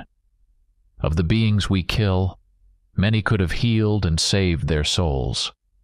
However, for a member of the Morgenstern, a fleeting chance doesn't matter. We must destroy the enemy where we see it, without thinking about possible alternatives. The enemy is an enemy, and that's enough. Melissa didn't respond, and her brother looked into her eyes in vain. At least there was no reproach in them, and that was enough. He didn't like to talk about such topics. The constant need to weigh, decide, judge, all without the right to error, always on a knife's edge. It was something unnameable, suppressed by his usual cheerfulness and optimism, but no matter how far he pushed such thoughts away, they always returned. "Let's hurry, sister. I know a place where we can get to before nightfall." And he spurred his horse into a brisk trot. The hours before dawn dragged as slowly as silver melting in a ladle for casting bullets. Theodor said that in the dark, Gunther Weiss would be stronger, so they waited for the hunter's hour, the hour when the day had just begun, when the servants of the night were even weaker than at noon. This peculiarity gave the society its name, Morgenstern. The dilapidated cabin where they waited out the night seemed to have belonged to a forester, but judging by the neglect, no one had come here for years. Initially, Theodor had planned to stay in some ravine, so when Melissa wished to be elsewhere, she reminded herself that any other place would probably be less appealing than this abandoned hut. Theodor lit a fire in the hearth and tightly closed the shutters so the light wouldn't be visible from outside. However, the closed windows scared the girl. She felt as if a werewolf was creeping up to them unnoticed. The night before, she had finally asked her brother if Gunther had killed the 2 hunters from his trio, and received an affirmative answer, though not one encouraging further details. Melissa suspected her brother had downplayed the danger their enemy posed in his conversation with Hermann Urs at the monastery. Now her anxiety only grew, despite all attempts to gain strength by reading prayers or checking her weapons. 2 reliable methods, equally effective. For one never hears as many sounds in the forest as with heightened senses at night, in the forest where a werewolf lurks. Nevertheless, her brother remained as calm as ever, his perpetual smile undiminished. He sat on a low bed in the corner, laying out his entire arsenal and meticulously checking each charge in every pistol. Then, the elder Mornevand reviewed the stock of bullets, regular powder, and priming powder. Watching his actions, which were not whims but constant necessities, Melissa again thought that firearms weren't for her. As she had recently told her brother, she mainly disliked them because they were not only inaccurate and unreliable, but also required a lot of maintenance, from cleaning to replacing flints, and sometimes even repairs in the field. For instance, the wheel lock, the only useful invention by Leonardo da Vinci, almost always needed to be taken to a watchmaker for replacement of small parts, of which it had over 100 after 36 shots. The flintlock, of course, was more durable and could be repaired independently, but it was not as reliable. And this was not to mention the problems with powder, which, in Melissa's opinion, if it didn't get damp, would misfire. And if it didn't misfire, it would blow off the priming pan. No. Better stick with the good old crossbow. Noticing how closely his sister was watching him tidy up his pocket artillery, the hunter said, "If you think this is tedious, you're mistaken. I even enjoy it." He gently ran his hand over the barrel of the longest pistol. Each of these little things contains years of searching and honing craftsmanship. Various people have spent decades improving the trigger spring, barrel production, and other details. Others experimented with powder composition, invented granulation, new lock designs. So, what better response could humanity have to the forces of the night? Finished with the preparations, Theodore took out a book he had thoughtfully brought along and calmly settled down to read. It was a work by Cervantes, recommended to him by a Spanish soldier when it had just been published. The hunter had already read the book twice, and now started it for the 3rd time, driven by the vague suspicion that nothing greater would be written in the coming centuries. The first time, Don Quixote seemed amusing to him. The second time, sad. And now both, making both laughter and sorrow much more intense. The image of the mad hidalgo seemed strangely close to the profession of hunting evil. Windmills reminded him of the burned women who weren't witches at all, and the flock of sheep of the people mistakenly taken for the possessed when they were actually epileptics. However, of course, such blindness was mostly allowed by ignorant peasants and clerics, not the Morgenstern. Funnily enough, even the sinister Inquisition fought against popular superstition in these matters but could do nothing about it, especially since the Protestants, on the contrary, encouraged witch trials. Melissa, meanwhile, sat by the window, wrapped in her travel cloak against the cold. She listened to every sound outside, expecting the door to burst open at any moment before whoever had come for them from the heart of darkness. Several times she was ready to swear she heard footsteps near the house, but then everything went quiet again. So her sword lay on the table, drawn, and the flame of the oil lantern flickered on the polished steel. The girl remembered a simple truth. The forces of evil are many times stronger than any mortal who dares challenge them. The night did not belong to humans, and was a time to lock doors tighter and pray to God with all the saints. So now, when the gaps in the shutters showed that dawn had not yet come, Melissa felt as if someone was closely watching the forester's hut. She usually had a very sharp sense of the presence of evil, so there was no doubt this time either. It was wandering nearby. Early in the night, Theodore had brewed some strange liquid in a pot, brown in appearance, pleasant in smell, and vile in taste. According to him, it was very popular in captured Constantinople. After drinking it, Melissa shook off her sleepiness, but the waiting soon bored the young huntress. She repeatedly opened the locket watch hanging around her neck, but the single-hour hand seemed to be sleeping, barely moving. She had long known that the watch ran rather inaccurately and could be considered more of an ornament than a useful item. Finally, to pass the time, she took out her notebook with lecture notes from her training and began rereading the chapter on werewolves. Descriptions of their abilities, weaknesses, habits, and ways to destroy them. The elder Mornevand occasionally glanced at his sister over his book, understanding that she was experiencing fear but unable to help. On the first hunt, everyone must overcome their weakness, even if the wait is agonizingly long. For Theodore, it was easier. The war had dulled his ability to be afraid of anything. He had seen enough horrifying scenes there: the aftermath of artillery fire, hand-to-hand slaughter, hospitals full of wounded and soldiers spreading out through villages, looting, raping, and killing, the classic triad of actions. What some vampire might do paled in comparison to what humans could do to each other. Humanist writers repeat over and over that wars are started by villainous kings and scoundrel generals, and that it would be better if they fought out their differences alone without involving ordinary people. Mornevand had long understood that it wasn't so. Ordinary soldiers were often no better or worse than those who commanded them.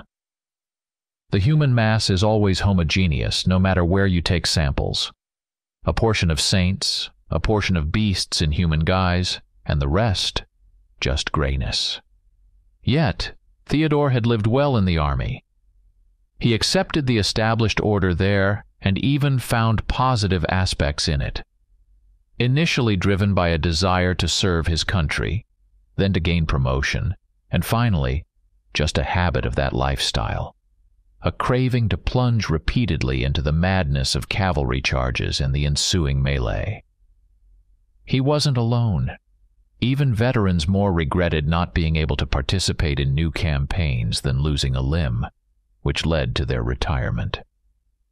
Why did Mornevand leave this free, drunken life in the saddle of a Rhaetar? He couldn't say, although he often searched for the answer. Hermann Urs reproached him. A hunter of evil must know exactly what he is fighting for, must have the torch of an idea or the beacon of hope to lead him out of dire straits. Some joined the Morgenstern for revenge, some out of scholarly interest, some from a sincere belief in God and the need to fight his enemies, like Melissa. Yes, Hermann said she truly believed. It was a rare gift, easily lost but almost impossible to regain. It's the most reliable armor the soul can wear. It makes it clumsy and limited in movement, but it's still protective armor, though some might compare it to the blinkers on skittish horses. With true faith, one could indeed go against evil with only a consecrated sword, and it would cut through the toughest flesh of the servants of the night. With true faith, one could repel a ghost or break a vampire's spell with just a prayer. But the hunter felt this great power likely came not from some higher being, but from the person themselves. Theodore had seen that it didn't matter who the fanatic believed in: Jesus, Yahweh, Allah, or pagan gods. The main thing was sincerity. But knowing this, how could he sincerely pray? Mornevand still prayed. Words sanctified by generations of believers were effective, even when uttered by the parched lips of an unbeliever. Just as a weapon that had defended a true believer's life, reliably sent evil to hell. It was borrowed holiness, but fortunately it was enough. Otherwise Morgenstern would have long ceased to exist, as each century saw more people believing not in the Lord, but in godless science and their strength. Trying to step silently and hide behind any protrusions, they still felt as uneasy as if they were walking across an open field in full view. Slowly, step by step, past gray walls and gates creaking in the wind. Finally, the hunters stopped, kneeling behind the corner of the last building before the one with the lit window. After examining the target, Theodore whispered to his sister, "There's mica in the window. You can't see through it. So I'll go to the door. It's not locked, just closed. I'll look inside. If the prey is there, I'll treat it to a grenade. You wait for the explosion, then quickly go to the window. How many bolts can you shoot in a minute?" 2. "Good. Don't be afraid to shoot. If I throw a grenade, there are only enemies inside." And he smiled, patting the tense Melissa on the shoulder.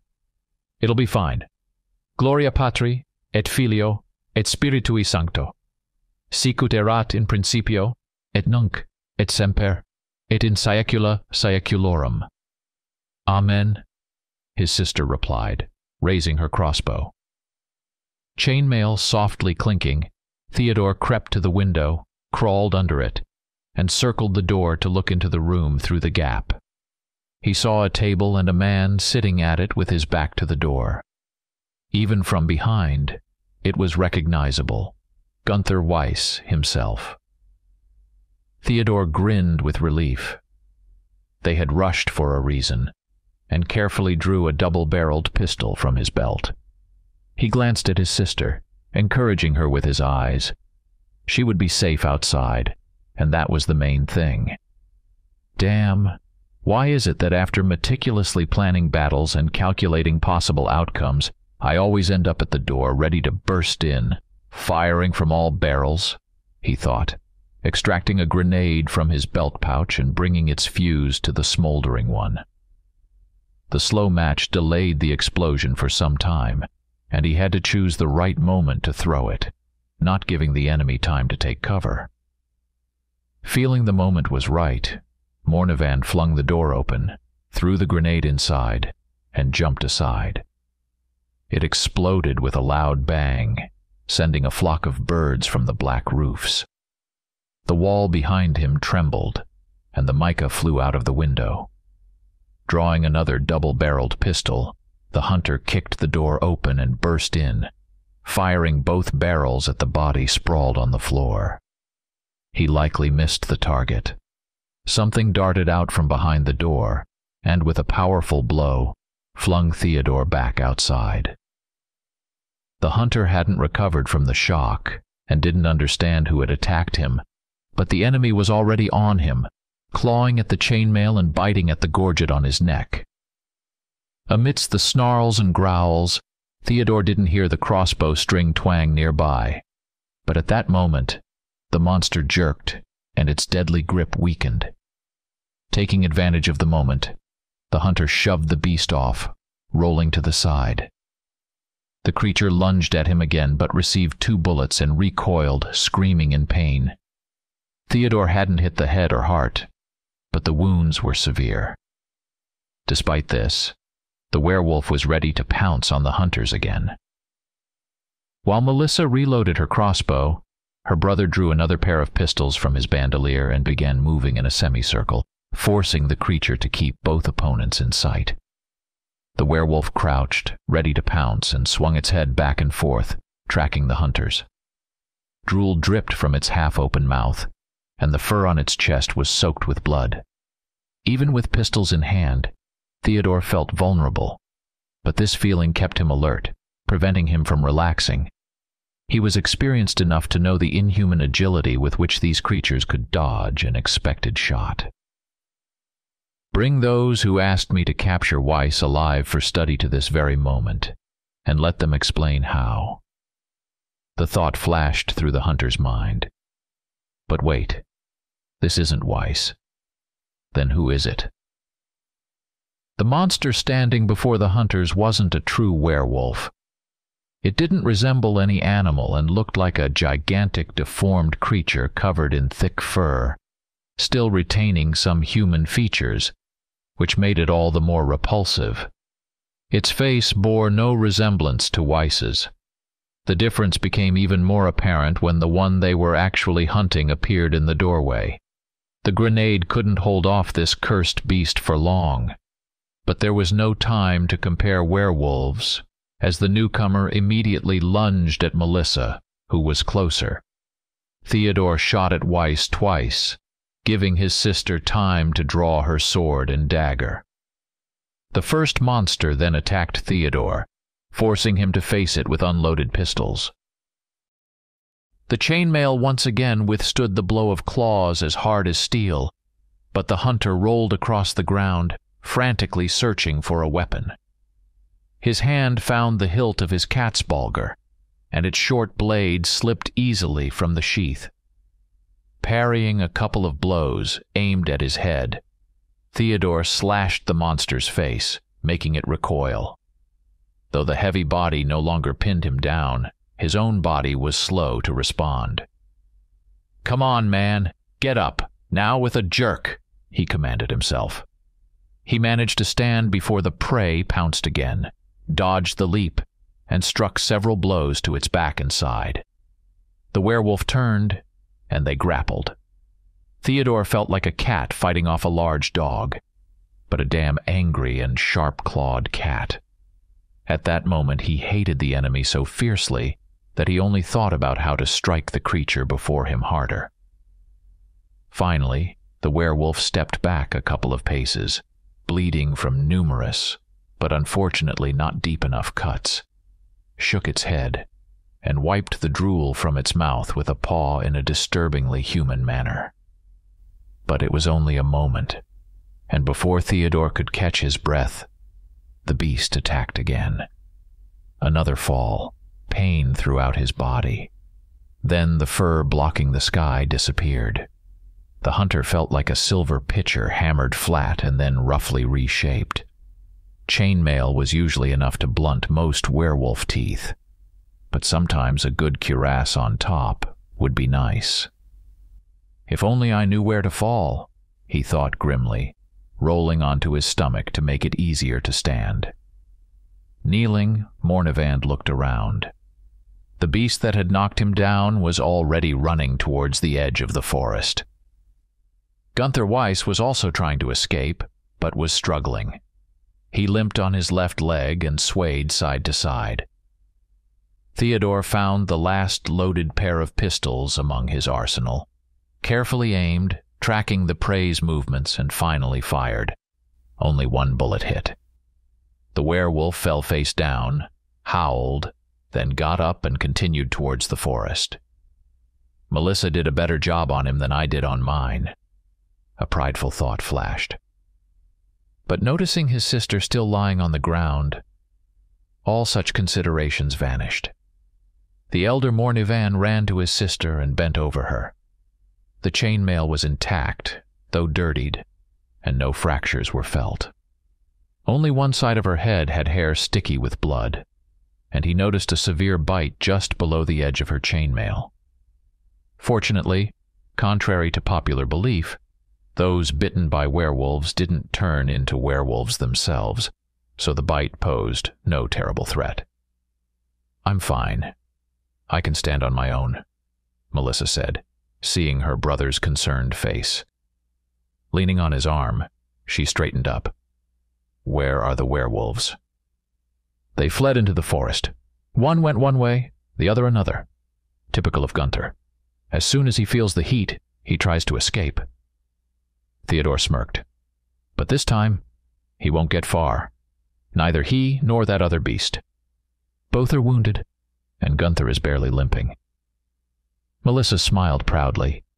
"I managed to stab him through and wound his leg." "Good. They went in different directions, so we'll have to split up." "Not the best idea." "It's fine. They're severely weakened. I'll go after the first beast, and you after Weiss." I think you'll catch up to him quickly by following his trail and blood. He's badly injured, and finishing off that creature won't be difficult." The girl shrugged. "I don't need tracks to find him. I can sense the presence of evil. Mr. said it's a unique talent." Theodore nodded. "Yes, a rare gift. Let's hurry. But first take this pistol," he said, handing her a strange-looking contraption, devoid of any beauty or elegance. "I've told you, I don't want to bother with firearms. You won't have to do anything complicated. This is a 3-barreled pistol, already loaded and ready to fire. You cock the hammer, pull the trigger, then rotate the barrels clockwise until it clicks." He demonstrated. "Shoot again and turn it again. It's simple. I'll feel much better knowing you can give Gunther 3 pieces of lead. Finish him." Melissa took the pistol and tucked it into her belt. The Mornevans embraced and went in opposite directions. This forest was almost devoid of underbrush, and walking between the bare trunks was easy. Melissa moved quickly over the soft carpet of decayed leaves, barely glancing at the prey's tracks. She sensed the evil ahead so clearly that she could have followed it with her eyes closed. This feeling wasn't clear, not indicating who exactly emitted the dark aura. It merely warned of nearby danger and pointed to its source. It had become completely light, but the fog prevented her from seeing objects more than 50 feet away. The smell of damp wood and rotting leaves mixed with the sharp scent of Gunther, which occasionally wafted to Melissa's keen nose, akin to the odor of an overly sweaty person. This element of the forest aroma gradually intensified as she approached its source. In truth, the girl didn't want another encounter with the monster. The brief skirmish in the village was enough to remind her of one teacher's words. Hunting a werewolf is nothing like hunting a vampire. It's a lot of filth, blood, brute force, and facing such animal rage that if you manage not to fear and kill such an enemy, you'll be fully prepared to fight an entire pack of ordinary wolves. And they also told her that initially, novices were sent on missions that posed no significant danger to life and mainly served to practice theory in the field. Ironically, she was on the trail now only because she didn't want to appear cowardly to her older brother. His respect was more important than potential danger. The beast's blows had almost broken her bones, but seemingly there were no serious injuries. Only her head hurt, which had taken a good hit, and the bite on her leg burned. Before setting off in pursuit, Melissa had hastily bandaged her wounds, but would need to use ointments and remedies for quick healing. Suddenly, the huntress stopped to process her sensations. She felt her prey had stopped running and was instead circling, trying to switch places with the pursuer. Gunther must have realized he couldn't outrun the chase and decided to trap the girl. He flanked her and was now approaching from behind. Melissa turned and peered into the fog, expecting the golden-furred beast to emerge any moment. Nox et tenebrae et nubila, confusa mundi et turbida, lux intrat, albessit polus, Christus venit, dissedit. She recited the beginning of a suitable morning hymn, trying to calm her wild heartbeat. The huntress continued forward as if still searching for the prey's tracks. It took all her willpower to endure the unsettling feeling of an exposed back. Meanwhile, Gunther had approached so closely that the vibrating sense of evil reached its peak, and Melissa could no longer tell which direction it pointed. It felt as if the werewolf stood right before her. She couldn't take it and turned again, bringing her crossbow to her shoulder. Still, only tree trunks emerged from the fog. In the distance, she heard sounds made by some waking bird. A city dweller. Melissa couldn't identify its name. The girl began to lose her composure. She stared in vain at the surrounding forest. There was no sign of the beast. Yet the sense of danger reached its highest level. To calm herself, she checked her stance. Of course, Gripping the crossbow too tightly would hinder accuracy. Melissa turned her left side forward and rested her left arm, supporting the heavy stock of the weapon on her side. Still, no sign of the beast. Her peripheral vision caught the body falling from above, and she shot an arrow as soon as the monster touched the ground.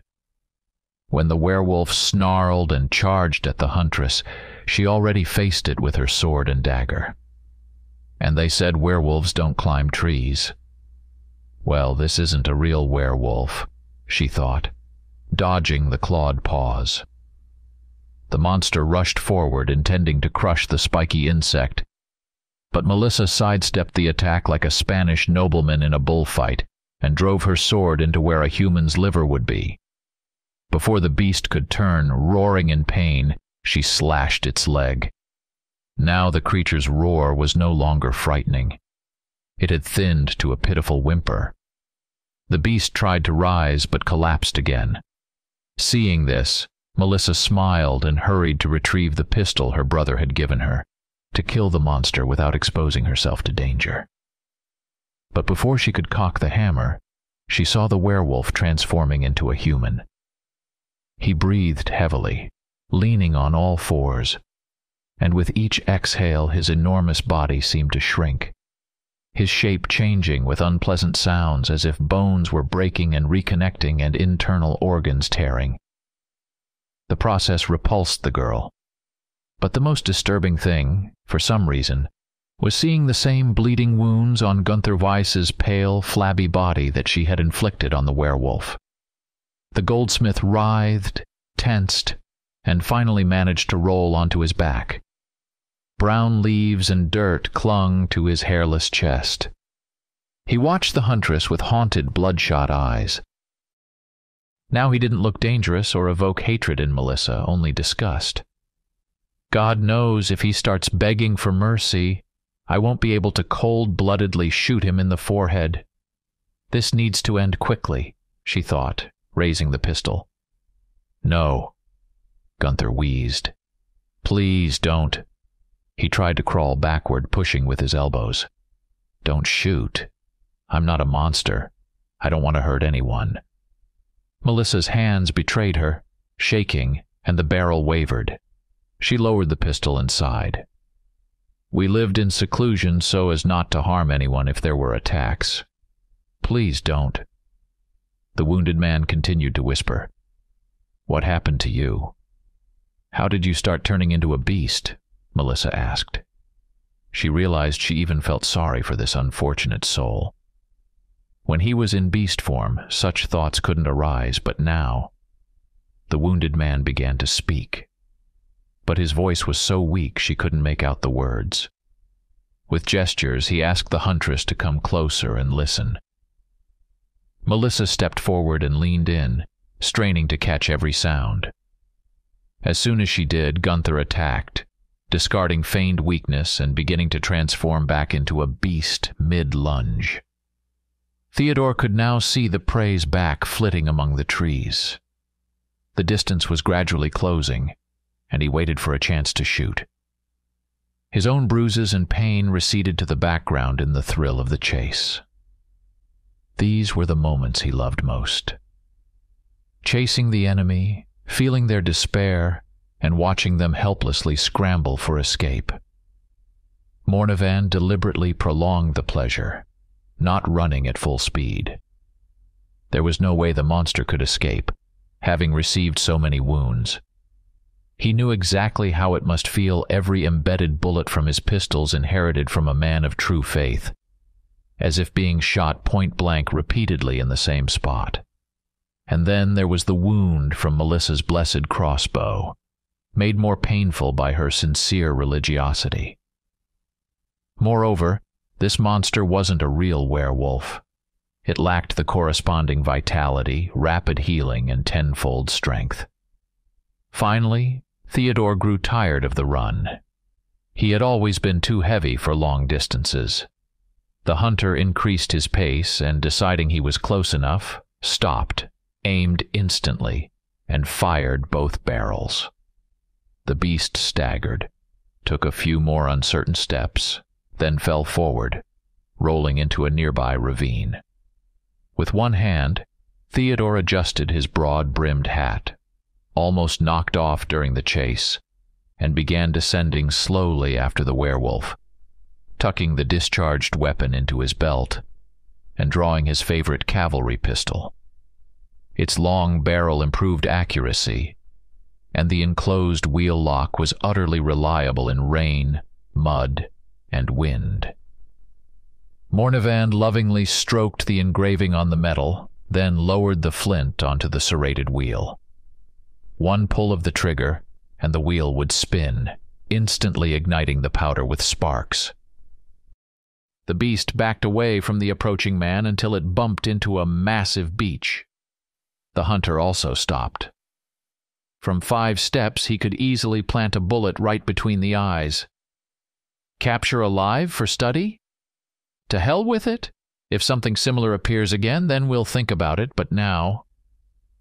The beast began to change rapidly. It convulsed and dropped to its knees, then all fours. Soon, where the fur-covered monster had been, stood a beautiful woman of about 30. Interesting turn of events, Mornevand smirked. Who are you? I am Jeanne, Gunther's wife. She looked at the hunter very calmly, without the slightest hint of fear. Not at all embarrassed by her nakedness, her only attire being long black hair, nor concerned about the wounds on her chest and neck, which immediately started bleeding again after the transformation. From a distance, it would be easy to mistake sympathies. On one side, a white, delicate body, defenseless and beautiful. On the other, an armed-to-the-teeth man in a black cloak and hat, with a glinting circle of icons on its tall crown. A devilish sight, and his face was blackened from gunpowder smoke. Hardly a messenger of the Lord. "Why are you hunting us?" she asked. "We settled far from people, thinking we'd be left alone, that we'd be allowed to live out our days. I came for you because you're already dead. You damned your souls the moment you became monsters, abhorrent to God. And I just brought your bullets." Yet he lowered his hand with the pistol. "By the way, how did you become like Gunther? He wanted to leave the city alone, but I couldn't let him go. How could I live without him? I love Gunther. Too much to part with him. So he bit me, because one bitten by a werewolf also becomes one. A werewolf's bite can't turn someone into a werewolf. That's just a silly myth," Theodore countered, feeling cold inside. Melissa, the hunter thought. She was bitten. Could this be another trait distinguishing these creatures from real werewolves? Then how did I gain the ability to turn into a beast? Only that way. I asked Gunther to do it. I wanted to be no different from him. It made it easier for him, too. He no longer felt alone. Her voice now held such tenderness and care. Love focused solely on one person, in its highest form, can make one as blind and deaf to others as extreme selfishness. It then gives the lover a universal justification for any crime. If her dear Gunther were tearing apart a child with his claws right now, and I tried to stop him, she'd tear out my throat, Theodore thought, studying Jeanne's face. She was truly beautiful. He had often seen men lose their heads over such women, sometimes literally. He raised the pistol again, aiming at her heart. All burghers are the same. They only care about their happiness, the peace of their little world. They disgust me, with their petty souls, their narrow-mindedness, and their primitive minds. And people like you and Gunther disgust me twice as much. Every hunter must have a reason for killing monsters. Theodore Mornevand had none. But he hated each individual enemy for different reasons. Gunther for his pitiful envy, Jeanne, because he couldn't stand women who loved their husbands, regardless of what scoundrels and villains they were. "Can you really shoot a defenseless woman?" she asked, her beautiful eyes widening slightly in feigned surprise. "What kind of man would you be after that? You're not a woman. You're not human. And in the name of our Lord, I will send you to hell. We're not monsters. Let us go," she said. "We don't want to harm people." Finally, there's a plea in her voice, the hunter thought with satisfaction. You're all the same beasts. When cornered, you humbly beg for mercy, because every beast is cowardly, and when it feels a superior force, it's ready to grovel before it. Lone wolves, damn you. See, I can't leave you in peace. It would harm my dream. What dream? To gain the reputation of a hunter who never let a filthy monster escape alive. A soft, hissing shot rang out. The bullet seemed to pin the woman to the tree. Then, without a sound, Gunther's wife fell to her knees. She brought a hand to the new wound and felt it. Mornevan drew another pistol from his bandolier, cocked the hammer, and without moving, fired a second bullet into her forehead. This time it was definitely over, though not neatly. The hunter crossed himself with the smoking pistol and recited a prayer for the soul of the slain. Quae sumus, Domine, pro tua pietate miserere animae famulae tuae, et a contagious mortalitatis exutam in aeternae salvationis partem restitue, per Christum Dominum nostrum. Amen. Now the souls of his friends, killed by Gunther Weiss, could find some peace. Wandering through the forest, Theodore found the site of Melissa's and Gunther's fight. The goldsmith lay on his back, limbs splayed awkwardly. Add a few more limbs, and he would look just like the Vitruvian man. Vitruvio architetto mette nelle sue opera d'architettura chez le misure dell'uomo. Theodore recalled the phrase under the corresponding drawing by the great Leonardo. He had read many of this scholar's works upon learning that Leonardo had invented his favorite wheel-lock mechanism. The scene was only marred by Gunther's head, which had been blown apart by a pistol shot. Not finding Melissa's body nearby, Mornevan looked around for her tracks. He soon found her crossbow with its string released. A bit further, he saw the steel gorget lying on the ground, the very one he had given her in the monastery armory. Theodore picked it up and examined it. The protective gear was intact, not torn off by the werewolf, but unfastened and removed by Melissa herself. She must have felt suffocated during the transformation. He soon found her tracks. Here Theodore paused, his heart clenched with pain, and his eyes filled with unbidden tears. One more step forward, and he would begin the hunt for his own sister. For what she has become, he corrected himself. But inside, everything rebelled. For my sister. He drew the cavalry pistol from his belt to reload it. This activity always calmed the feverish rush of thoughts. First, the hunter poured regular gunpowder into the barrel from a horn. The ability to gauge the correct amount by eye always comes with experience. Then he rammed it down with a wadding. He placed a bullet in the barrel, forced it down with effort. Another wadding. The ramrod took its place under the long barrel. Now Theodore poured fine priming powder onto the pan, closed the frizzen, and taking a key from his pocket, wound the wheel-lock mechanism. The necessity of choice. He often faced it, calculating the lesser evil from possible options. Usually, Theodore didn't ponder long over how to act, as he had a pre-thought-out rule for each case, dictating the correct behavior. Recently, one such rule had helped him shut his heart to pity and kill Gunther's wife, but he had no rule for the case where his sister was doomed to become a werewolf. Or perhaps he did. The general principle that a hunter, under the influence of evil, must be destroyed as quickly as possible. Otherwise, they become one of the most dangerous enemies. The only question was whether to extend this norm to his sister or forever feel unworthy of passing judgment when it came to killing anyone else. "Lord, why have you forsaken me?" the hunter groaned, throwing his head back to the gray sky. "Why have you given me scales with such heavy burdens?" He lowered the cock onto the wheel lock and quickly followed the trail. This time there was no thrill of the chase, and his face grew darker with each step. What had to be done brought Theodore no pleasure. The path led him to where the forester's hut stood.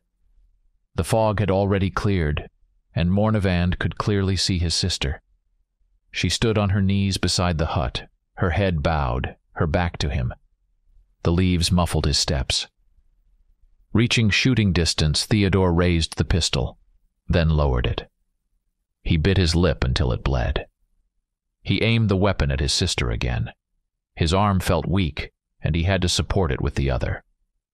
"No," he thought, lowering the barrel to the ground again. "If I must do this, I need the courage to shoot not in the back, and not from afar." He approached. Melissa did not hear him until he stopped 2 steps away and called out to her. She lifted her head and brushed the hair from her tear-streaked pale face. "Finally, you're here, Theo," she said, breaking into a smile. "I was lonely without you." He shifted his hand to hide the pistol under his cloak. Her calling him by his childhood name shattered all his resolve. He tried desperately to regain his determination, but then Melissa stood and showed her palms.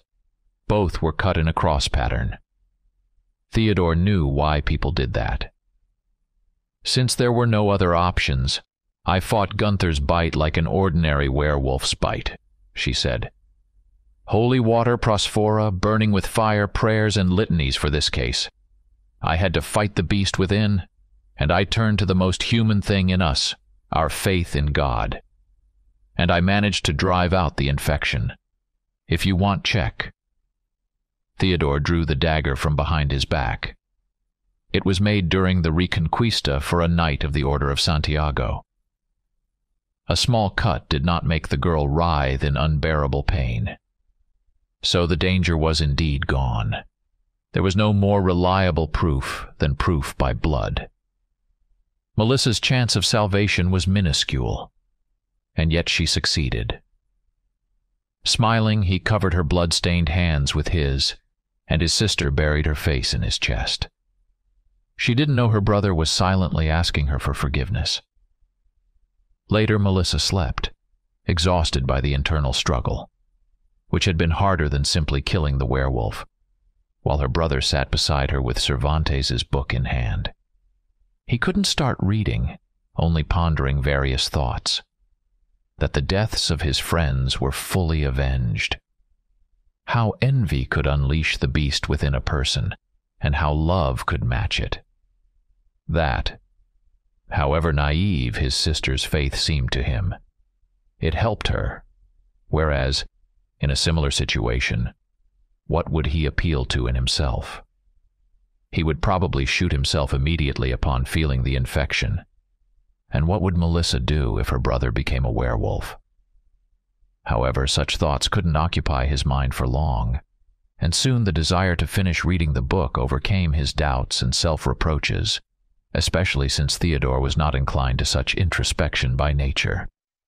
Finally, he stopped racking his brain over moral dilemmas and looked at his sister sleeping under his wide cloak. In sleep, her face was completely relaxed, like all kind and calm people, so she looked like a child. When Mornevand adjusted the cloak on her, Melissa sensed it, but only muttered sleepily, and continued sleeping, childishly pouting her lips. She still has room for compassion, even for werewolves. So, my dear Hermann, you're wrong in your predictions. As long as her heart isn't as cold as mine, she's more likely to become a dead hunter than the best. But who knows what the future holds? Life always changes people, even more than we'd like. He thought with a slight sadness, looking at his sister. You'll see. She'll show you all. Damn it, after all, Her brother will be there to complete her training."